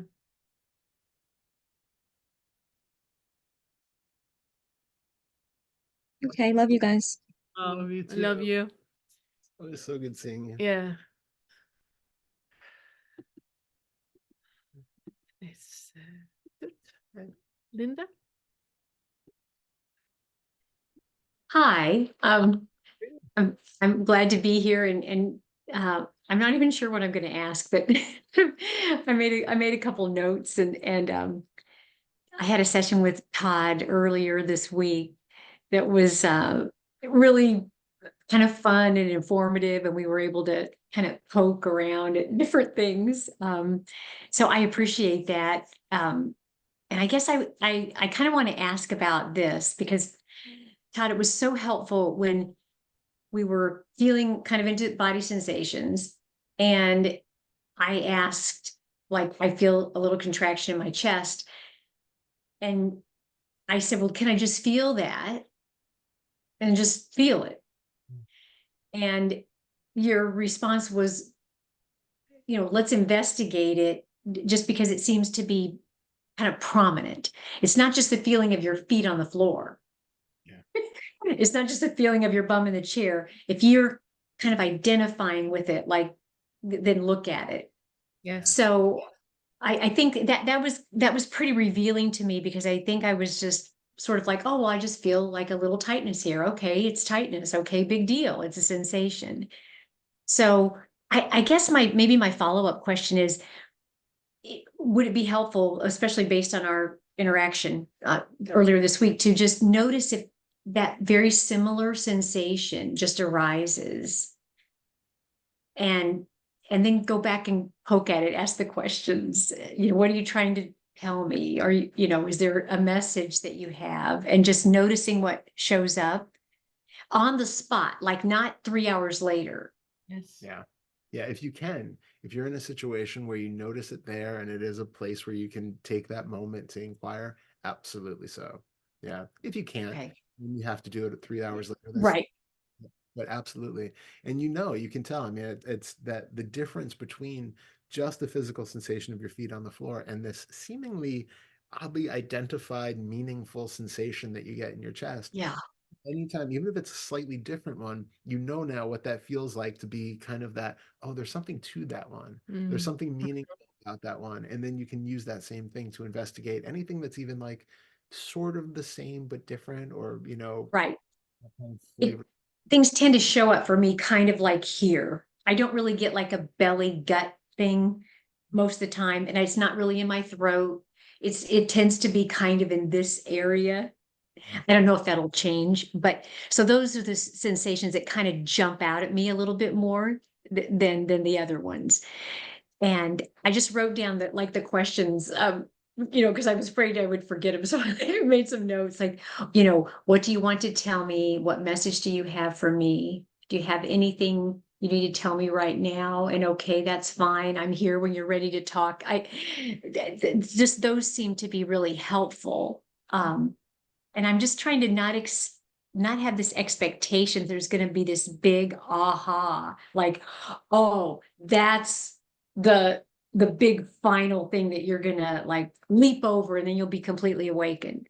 Yeah, no, no, it's like some people do have, like, when you're doing this, you might have some memory, you might have some big, oh, that is the thing, and you might have releases, you might have emotional releases, but you might not, and it's fine either way. Yeah. Being open to how it, Okay.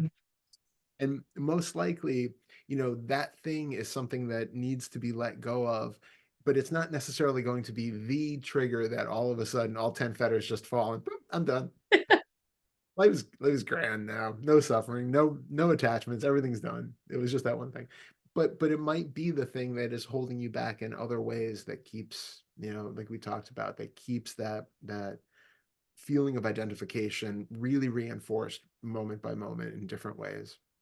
Yeah, and it's also I assume that you talked about that in the session, that it's that because we have a contraction somewhere else than the bum in the seat or the feet on the floor, then this must be me.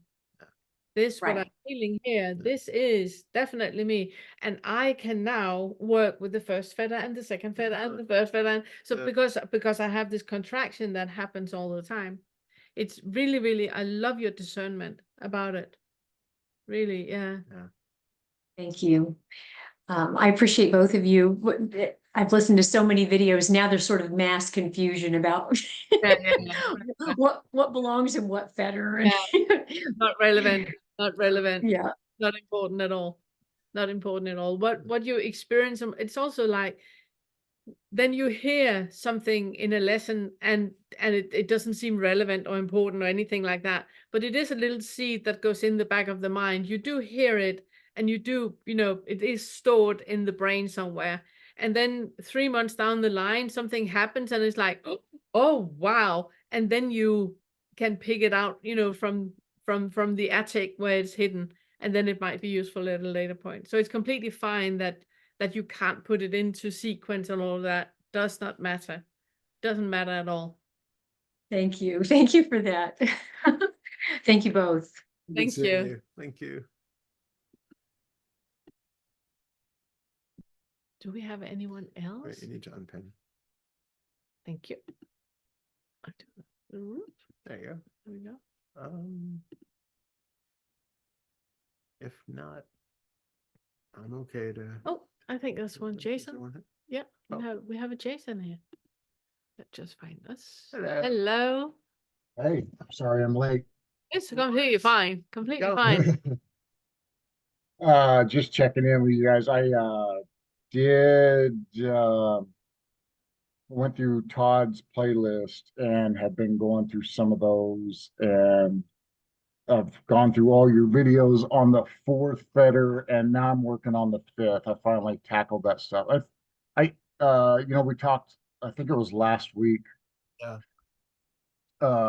And one of my sticking points was telling you, like, I really had trouble with the visualization stuff. And so the fourth fetter, that was one of my hanging points with going through the curriculum, was you have 3 different guided meditations. And I'm like, what do I do with these? Yeah. So I went through them anyway. And even though I had trouble with the guided stuff, it just kind of took a more intuitive approach, and don't know that that's right, wrong, or indifferent, or that there is a right or wrong. Absolutely. And so yeah, I did get a lot of good utility out of the fourth fetter stuff, and going into the fifth, and it's like you just keep circling back, circling back. I got to go back and watch the second, and I got to go back and watch Bubble of Reality, and I got it's. Yeah. But But yeah, I just wanted to do a quick check-in and let you know that stuff that you gave me to work on was very helpful. Amazing. So really good. processing through stuff, it's been really weird. Like I'm just not, and this is one of my sticking points too, is that I don't like sitting around and and meditating. I got shit to do. You know what I mean? The So it's tough. And like even when I'm listening to the curriculum stuff, I've got my headset on. I'm out here working on my farm, feeding my animals, working in my garden, whatever it is I'm doing. Um, I'm multitasking all at the same time, and it's been really interesting the last week or two. Is that I've got this desire to get quiet Yeah. and just sit, and I haven't had that in all these years, Mm. like no desire at all. And now it's I want to turn everything off. Yeah. Uh, and just get quiet. And so I've had some really last night in my meditation was really good. Like nothing jumped out, but I did fill into, I got that I talked about last time was when I have issues, it goes into my gut, and I, you know, had that last night, tried to get into it.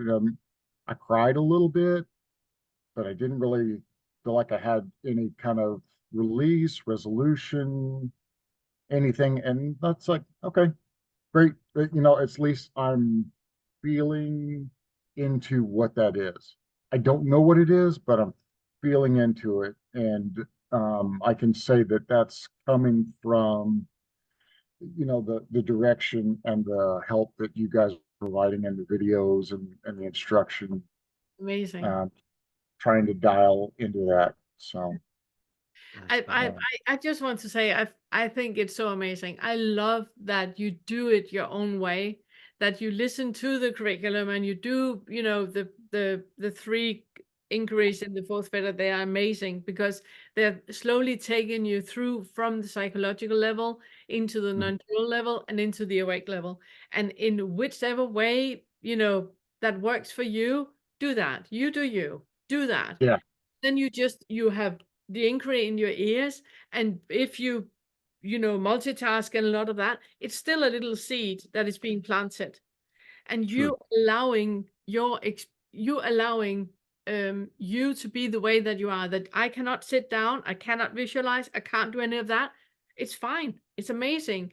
Do what you can do, and by creating that space in you to what is creating even more space, which means that now all of a sudden you can sit in silence. Who knew? So Yeah, it's not about doing something for the purpose of something else. It's just whatever is alive in this moment, whatever works for you right now, that is what you accommodate. That is what you do.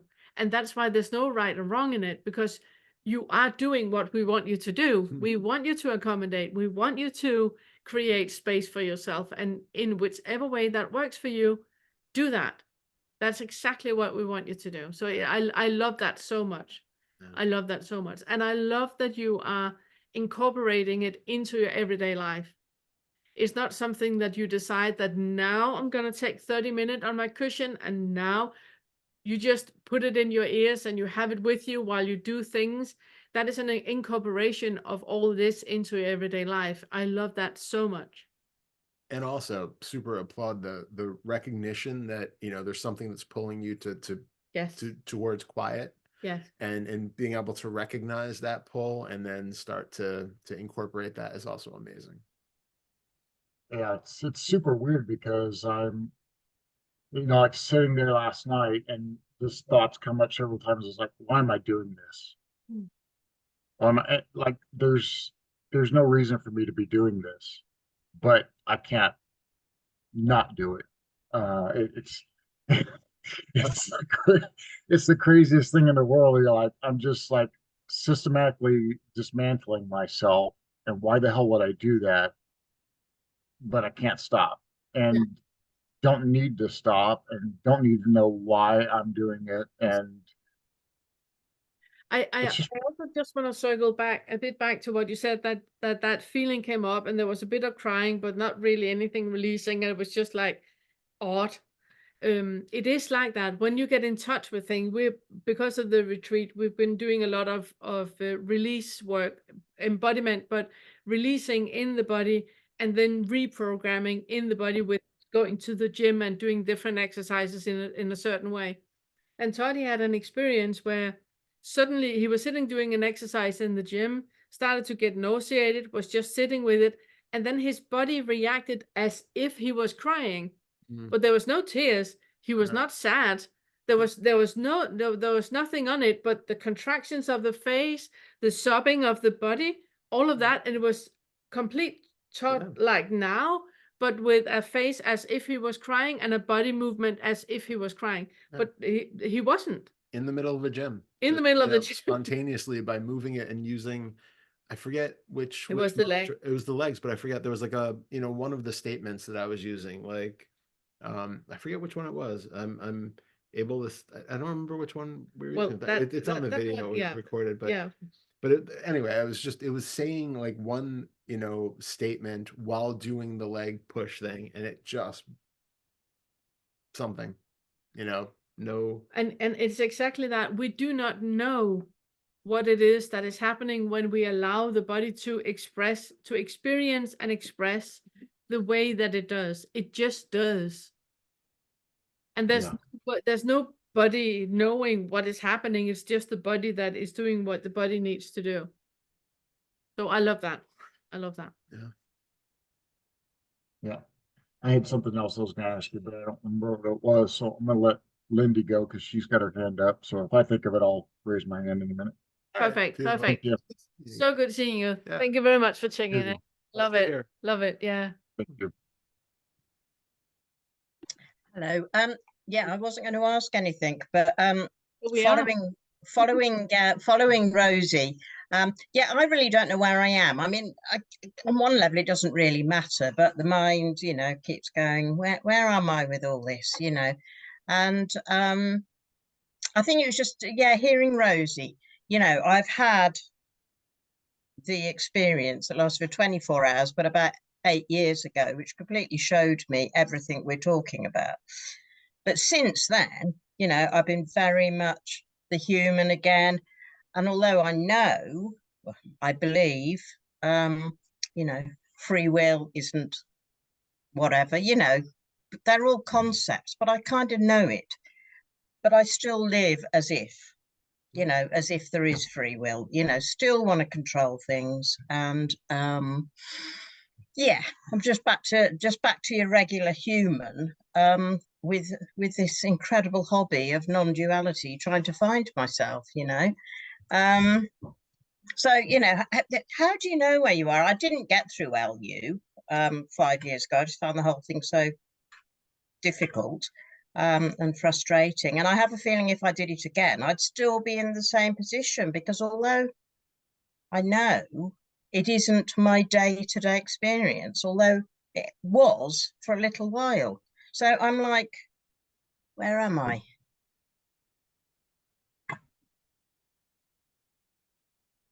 Do you want to go? How are you? Oh. So it's a really good question. And it's one of those things where, what I usually say to this sort of thing is that there isn't a you who is here in one specific spot now. It's what is your experience of any of the fetters in this particular moment? If it feels like, you have a belief that there's no free will, but if it feels like right now you can make all sorts of choices and they're meaningful and you're going to act and you have agency, well, then take that moment to investigate what that experience actually is like. And it's not to say that we just, don't actually act in the world or don't make choices or anything like that. It's acting from a place of openness where you recognize that even though you can have sensations there that at one point have been taken to be agency and intentionality and ability to make choices, that's coming from a place that is not you, and it's something that you only recognize after the fact. Mm. And then it's being open to however things play out. Notice if you have any hooks into the situation turning out a certain way, being a certain way. Is there any resistance to, I'm going to make this choice, and if it doesn't turn out the way I expect to, I'm going to suffer in some way because of that. It's really analyzing all of the aspects of your experience throughout the day, just in daily human experience, when you're recognizing that this is something that feels like a normal human experience, and you have a concept about how you know that it's not really that way, but is it being experienced that way or not? And it doesn't have to be the completely blown out experience that you had 8 years ago when everything was just shown to you and it was all very, very obvious. It's about, oh, sorry, just letting somebody in. It's about having that sort of openness moment to moment to feel how things really are. That still, it's a hard thing to describe because it's like it's not completely blown out wide acid trip, and it's not completely condensed, consolidated, identified human.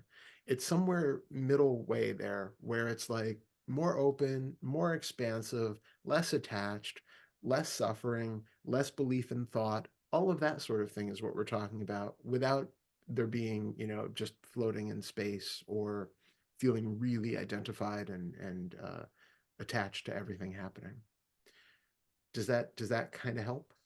Yeah, it does. It feels like there's a continuum, and I just move backwards and forward. I mean, the experience that I had wasn't mind blowing. I mean, it's completely different, but completely the same. I mean, you've heard this before, but it was very, very different. But of course, my non-duality seeking for, the next few years, it was very much, oh, that's an experience. That was the experience. If anybody actually wanted to talk to me about it, I was completely excited because it really was like a totally mind-changing experience. It wasn't all bells and whistles, but it was foreground to background, I guess but it was very ordinary, but absolutely completely different. But I didn't want to get stuck on that.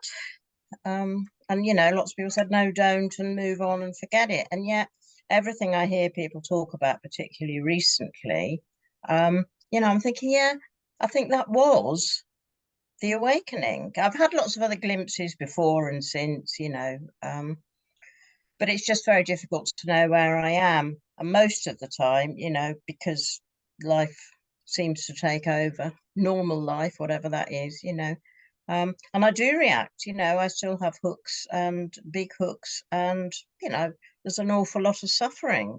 I do feel I'm moving more towards this, but the thing is, and it's all about integration, and that's why, like, you can have all sorts of experiences where you can have these really big openings or even just kind of a moderate but clear opening, but it doesn't mean that that locks you in now to always experiencing life like that.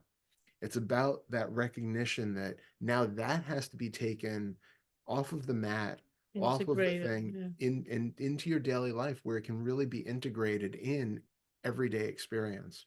Which is why, like, I'm a big fan of meditation. I think it's wonderful, but you also have to be able to integrate all of the experiences and insights that you have. And it's the same with psychedelics. They can be great for people, but then ultimately anything that you see or feel in that has to be integrated in a way where you can go about your daily life and it actually makes sense in some way to release that need for suffering or that ability to suffer because you're attached to things. Sorry, what were you gonna say? Yeah, no, I was thinking of it's like when we talk about getting into that feeling of stillness, simplicity, and contentment that is always there. It's like stillness, simplicity, and contentment is always there, no matter what. This moment here that does not need anything to change. Nothing can be better or worse. It just is as it is. And there's such a peace where you're there. There's no striving for anything. There's not any wanting. There's not any not wanting. Everything is just calm. And that is here all the time. When you have experienced that glimpse once, it's a really good tool to when you are integrating and you're standing in line, or Janice is, being a diaper load, or Janicing, or, or anything like that is happening. You have expectations in your life that you look forward to something that is like hooks into being in a certain way, or you don't want whatever is happening in life, because you have the knowledge and the experience of the stillness, simplicity, and contentment, you can zoom into that and just remind you, oh yeah, that's right. This is reality. All the other stuff is mind created. And it's a great way to use that tool into that integration in your life. Because when you say there's still suffering, what I would do if I was right next to you when the suffering is happening, it's, take your hand and remind you of, are you sure about that? Are you sure this is suffering? How much of this that is happening right now that feels like suffering is mind created? How much is a contraction in the body that you do not want? Okay, could we look into what that is about? And keep picking it apart, until it's just you with stillness, simplicity, and contentment. Because anything that is not that, it's an add-on that we can look at. Yes, I'm aware of that, and I am working on it. I have to say, simplicity and contentment isn't very often present. So yeah, I'm aware. I'm not hope you're going to say, yeah, you're there, but yeah, it's just so difficult to know, so difficult to work out. But why do you don't need to know? No. You just have to work with what's present in the moment. So if you're suffering because there's an attachment to wanting something to be a certain way, pull out the fourth fetter guide and work with that in that moment. Yeah, well, I'm only really on the second fetter in this, although, with what people have alluded to in other fetters are certainly things I've explored and been exposed to before. I mean, massive doubt. I mean, that's the other thing is, well, how much of this, am I not embodying because there's so much doubt?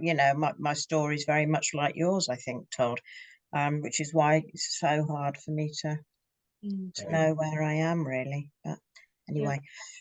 No, okay. I mean, it's there's something that feels like I'm going in the right direction, but I'm also aware, because there might be slightly less of me, maybe, I'm not aware of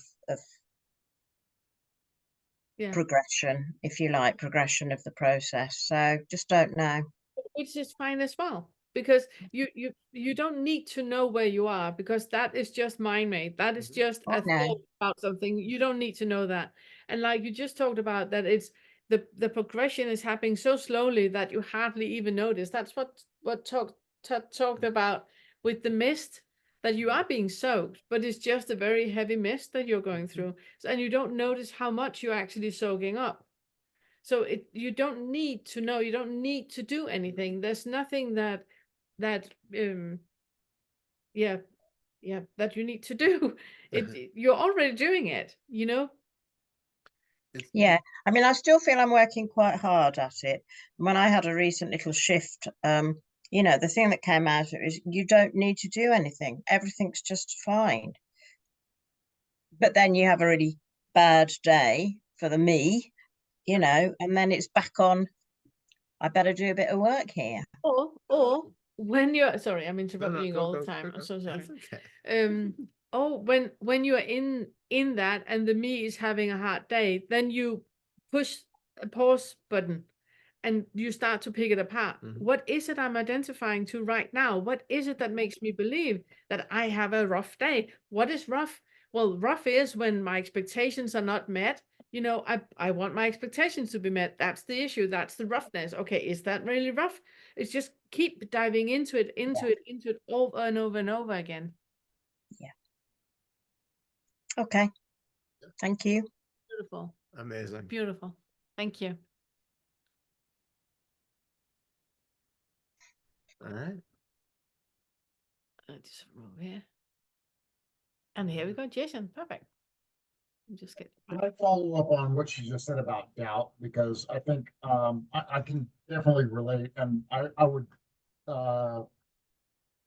think that probably a lot of people in this group have this where have doubt, and I think listening to the curriculum, it's like doubt is not really a good thing. Trying to overcome it, but at the same time, it seems like should be a healthy part of our how we look at things, right? If we have something set, like we know it's got to be this way, you're not moving, you're No. stuck. You got to have doubt, right, to be able to question what's present. And so I'm not sure. I can feel Lindy's frustration with the doubt stuff, that comes up, and trying to figure out how to move through that. I really feel like it's kind of I don't want to call it a necessary evil, but it's kind of a 50-50 thing in life. You have to have that to move, but too much is a bad thing. And I think we're all trying to, in our own way, figure out how to navigate through that. Does that make sense? Yeah. Yeah. Yeah. Yeah. It's also about that. Doubt tends to have an attachment of somebody wanting to know what is the right road. I'm standing at a crossroad. I'm in doubt if I should take a left or a right. And so there's an attachment into a belief that there can be a right and a wrong. That's usually the problem with doubt. What you're describing is more like a curiosity, a constant curiosity in a constant evolving and new exploring experience that if we ever settle down and say, now I know, then we have a problem. We really, really have a problem because nothing is permanent. Everything is ever changing all the time. And it's that being in awe and having that curiosity to that ever expanding that is happening all the time. That is the awesome part. Yeah. And So sorry, go ahead. go ahead, please. I was just gonna say, and I love that. And it's the difference, I think, between having that sort of openness to explore everything and that curiosity to investigate what's going on is sort of that healthy component. And when it's really the problematic doubt is because we feel like there's such an insecurity that like you said, because we can either make a wrong choice or a right choice. And then we also, a large component of it is that we tend to doubt our own experience because we take other people's words as like the way that we hear them explaining their experience. We interpret that as the way that we hear it. And then we start to compare it to ourselves, and we get into this whole comparison game where we start to not trust ourselves. And I don't know if what I'm experiencing is what this person is talking about or not. I don't know if, I don't know. I don't know if this practice is really working for me. I think I've seen a little bit of change, but I can't really say. And it's that sort of thing where we're constantly in our heads about what's happening. Whereas if you're really just like out of the thought, not identified with thought in the moment, there is a certain navigation like you experienced all of a sudden, oh, I really feel like I need quiet. I really need silence. There's no doubt about that. Like, oh, well, I don't know. I've been doing stuff with earbuds in for so long. I think I should just stick with that. Or I don't know, maybe not. It's just recognizing there's this feeling of like, I think I need quiet. I think I need to, and then just going with that and then allow that to manifest however it does. And so it's being open to whatever arises, with that kind of openness to recognize that maybe the way that I'm doing things isn't necessarily the only way to do it, the way I see things isn't the only way to see it, but not being locked into this sort of cycle of constantly questioning everything, trying to create a sort of rational grasp of it, because it's just taking in, I think, something should be a certain way. And then we're constantly checking in, does this fit my conceptualization of how I think things should be? And then we just get trapped in that sort of doubt that goes on for years and years and years without resolution. So if I'm hearing you correctly, what you're saying is that doubt is more contracted. There's a me behind it, whereas unknowing is more open, like you just don't know, and it's okay to not know. But the doubt comes in when you go, there's a me here that has to know something or unknow something. That's And where the doubt comes in. do a right and a wrong. Yeah. And do a right and a wrong. In the not knowing, you know that you can't do anything wrong because you don't know. Never know the ramifications of anything. We never know how anything is going to play out. We don't know whether something that seems like a terrible thing now is actually going to be, super beneficial in some other way that we can't anticipate or never even see. I mean, it could have some, something that happens in another country because of something we do that we just never even aware of. And we don't realize how connected everything is. So it's taking all of that conceptualization out of it and just being there, which is why we talk about like the ninth fetter flow of just allowing things to be. And that's the consequence of it. That's sort of the opposite of what it is to be identified needing something to know something is a certain way, and to be able to, as you said, have that me who is going to get something out of doing this one way or another. All right, thanks. Thank you. Yeah, really super good question. Yeah, I love the add-on. Yeah. And then it's Liz. Hello. Hello. Hello. Hey. Hi. Nice to see you both. Oh, you too. Nice. So in some ways, I think you kind of answered the question I just had. But I'm also curious for you to speak about this in terms of the body, like body yes and body no. Especially as it relates to like relationships. Like you two chose to be together. Yeah. You're like, we'll be together. That's a whole story. That's it. Did we? Well, you can tell me you're together, but you're enjoying each other. You're being together. I enjoy you enjoying each other. When you like, I'm laughing hysterically at whatever video. It's just so fun to laugh and so I think I have before it when I've made I think like I'm making a choice about something. Not realize like, oh, it's just my body either whatever likes pistachios, I'm eating them, or doesn't, likes this person or doesn't like this person. And where we can sometimes just say, oh, well, I should just deal with it and let it be how it is because everything is how it is. And sometimes it might be like, well, no, I'm going to move across the country, or I'm going to move across the neighborhood, or so I'd love for you all to speak to to whatever's making you smile. Todd, speak to that. Mm-hmm. Oh yeah. Well, I mean, our I think we are like a perfect example of having no control on this. I mean, we started out as I had started the Fetter Free group, and then somehow by complete unknown provenance, Pernilla had found Vince's group, like a video of Vince's group, which isn't even publicly available. So she has no idea how she got on the mailing list of having this access to this.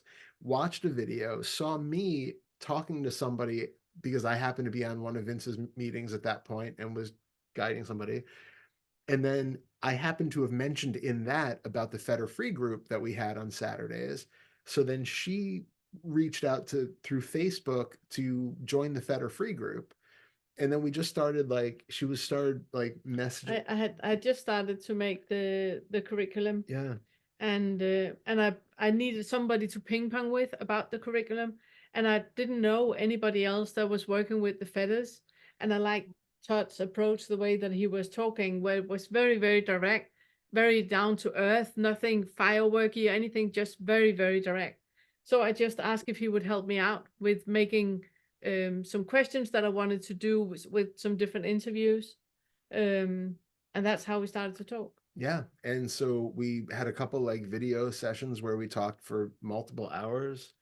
And it was in such a short period of time. We've actually gone back through and reread like all of our messages back and forth, like on Facebook Messenger or WhatsApp in those months. And what feels like it took years took like weeks. Yeah. And basically it was like both of us were coming from, I had no interest in a relationship. She had no interest in a relationship. Like it was completely off my radar. Like zero interest. I have said like my entire life I was never going to be married. I wanted nothing to do with it. Like I hadn't been in a relationship for 20 years. I had no interest. This was just completely not on the radar whatsoever. And it ended up just becoming like in a very fast period of time, going from like strangers to acquaintances to friends to this hilarious period of what was probably days where we're like, we don't have to define anything. Like it's not a relationship. Like we're not into, we don't have to call it a relationship. We just like doing yoga together in the Yeah. morning. I was in the UK and Todd was in the US, and we just like, we're not in a relationship or anything. We just like to do yoga together and have breakfast together. It's not like, anything like that.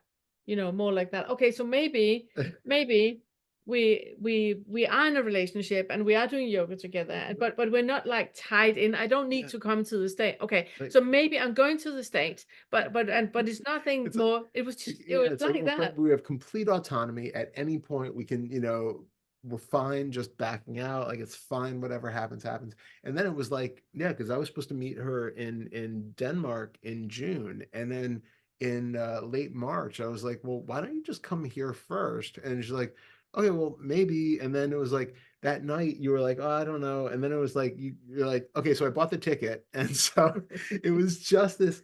And then she was here like April 4th, and we have been together ever since. And it was just as soon as we met in the airport, we just knew. I knew the first time I met Todd, it felt I recognized his smell and I recognized his hug. And it was just like, oh. And from we met at the airport, it feels like we've been married. It hasn't, how some people, when you are sharing space with some people, you misplace your things and you can't find them, or they move your things and you can't find them. We're messy in the same way. Yeah. It's like there's no interruption of me space No. in the marriage at all. There's like complete autonomy together. Yeah. And it's just felt like completely, even to where we we talked about marriage before we actually proposed to each other. Then she proposed, then I proposed back. And then like we didn't have rings or anything. Like everything was just been this seems like the right time, and then it just kind of happens. And then we talked about and all the time we have kind of like estimated how it was going to be. Okay, so we meet in Denmark in June. Why don't you come to the States now? Okay, and then all the estimations that we had of how it was gonna be, So it's really that not attaching any expectation to anything, just letting whatever flow the way it does. There's no wanting, I have no need for you to be any other than who you are. And Same. yeah, We were supposed to have been getting married in April of this year in Denmark, and we ended up getting married New Year's Eve in the of States. last year here. So like everything has just been up for, we have an idea, and then No, but it's also like things let's because 23 was such a tumultuous year for the both of us. Let's have a quiet 24 where it's just making the curriculum, doing inquiries, doing body work. How about a retreat? So it's like there things just happen. Yeah. by on its own without us planning, or they just fall into place, and it just is like it is. There's no, I can't say who decided anything at any point about anything. We really have no feeling that we ever decided to be in a relationship, or for any of that to happen. That's why I laughed, because it's have a retreat, or have a retreat. Oh yeah. No. That's why I laughed, because it's just seems like such an yeah. Organic, or just like it just was evolving or happening. And so does that mean, from your perspective, when you're in a situation and you're like, oh, this isn't, there's something that's just not, is like there's something going on there, like it shouldn't have to be so challenging? Whenever you have a feeling of something being challenging, you're being forceful about something. Whenever you're trying to do something and you keep dropping things and you keep, I just want to, finish this. Whenever you have that feeling, it's because you are forceful about something that is not supposed to. You think things are going to happen in a certain way, and you're forceful for them to be happening the way you want them to happen. But in that, you're minimizing the real experience of life. Life is already happening without any hindrances in one direction. And if you just get out of your own way, you're going to flow with that. That's the ninth feather flow. So whenever things are not the way you want them to be, and they're not happening the way you want them to happen, or you feel disappointment, or you feel anything like that, it's because you had an expectation. You were forceful in a certain direction, and you were completely blind to the direction that was already happening.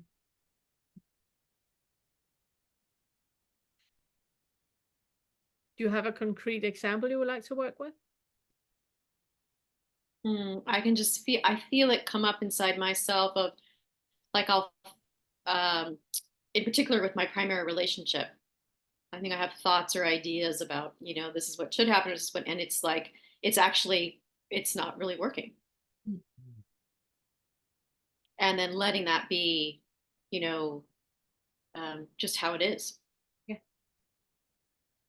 But in that, there could be a lot of healing. Because when we want our relationships to be in a certain way, it's because we have an idea that if it's not like this, I'm not going to get what I need. And very rarely do you know what you need. Very, very rarely. And I'm like, say that again, say it again. Because most times you get things out of a situation that you could not foresee. And that if you're not forceful, but you're just allowing things to unfold, you're going to unfold with it. Like Toddy has a broken foot now. And I can see how many different ways that could be an issue. But if it's not an issue, we did not know that he was supposed to have a broken foot. He is, because he has. And if there's no forcefulness about how things are supposed to pan out or happen, then we get out of our own way and they just fall into place all by themselves. When we have issues with things not happening the way we want them to, it's because things are happening the way they're supposed to, but we don't want what is supposed to. Yeah, I think yeah.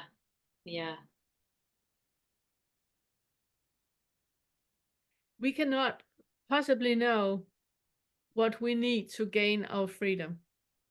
You cannot possibly know. You can only know what trauma is telling you that you need. And that is what trauma needs. It's not what you need to gain your freedom. It's what trauma needs to be healed. Yeah. And that's why it's important to work with the second feather. It's important to look into the fear, anger, guilt, and shame. And it's important to look into the fifth feather of aversion and envy and resentment and all of that. It's important to look into, acknowledge that it's there, but not having any hooks into it not being there. Allowing it to unfold the way it unfolds, and just notice what is happening without anybody being injured or drama and all of that. That can only happen if you do not want what is happening. If you allow what happens to happen and just be curious to what is unfolding in front of you, then it's like, I love that part of The Little Prince where he comes to the planet where the king is deciding everything. So the sun starts to rise, and the king, he said, I decide the sun should rise.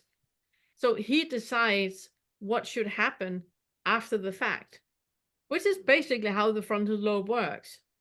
You know, we think that we did things that already were decided because it already happened, but we didn't notice that it happened. And then the frontal lobe go in and say, I decided to pick up the blue ball.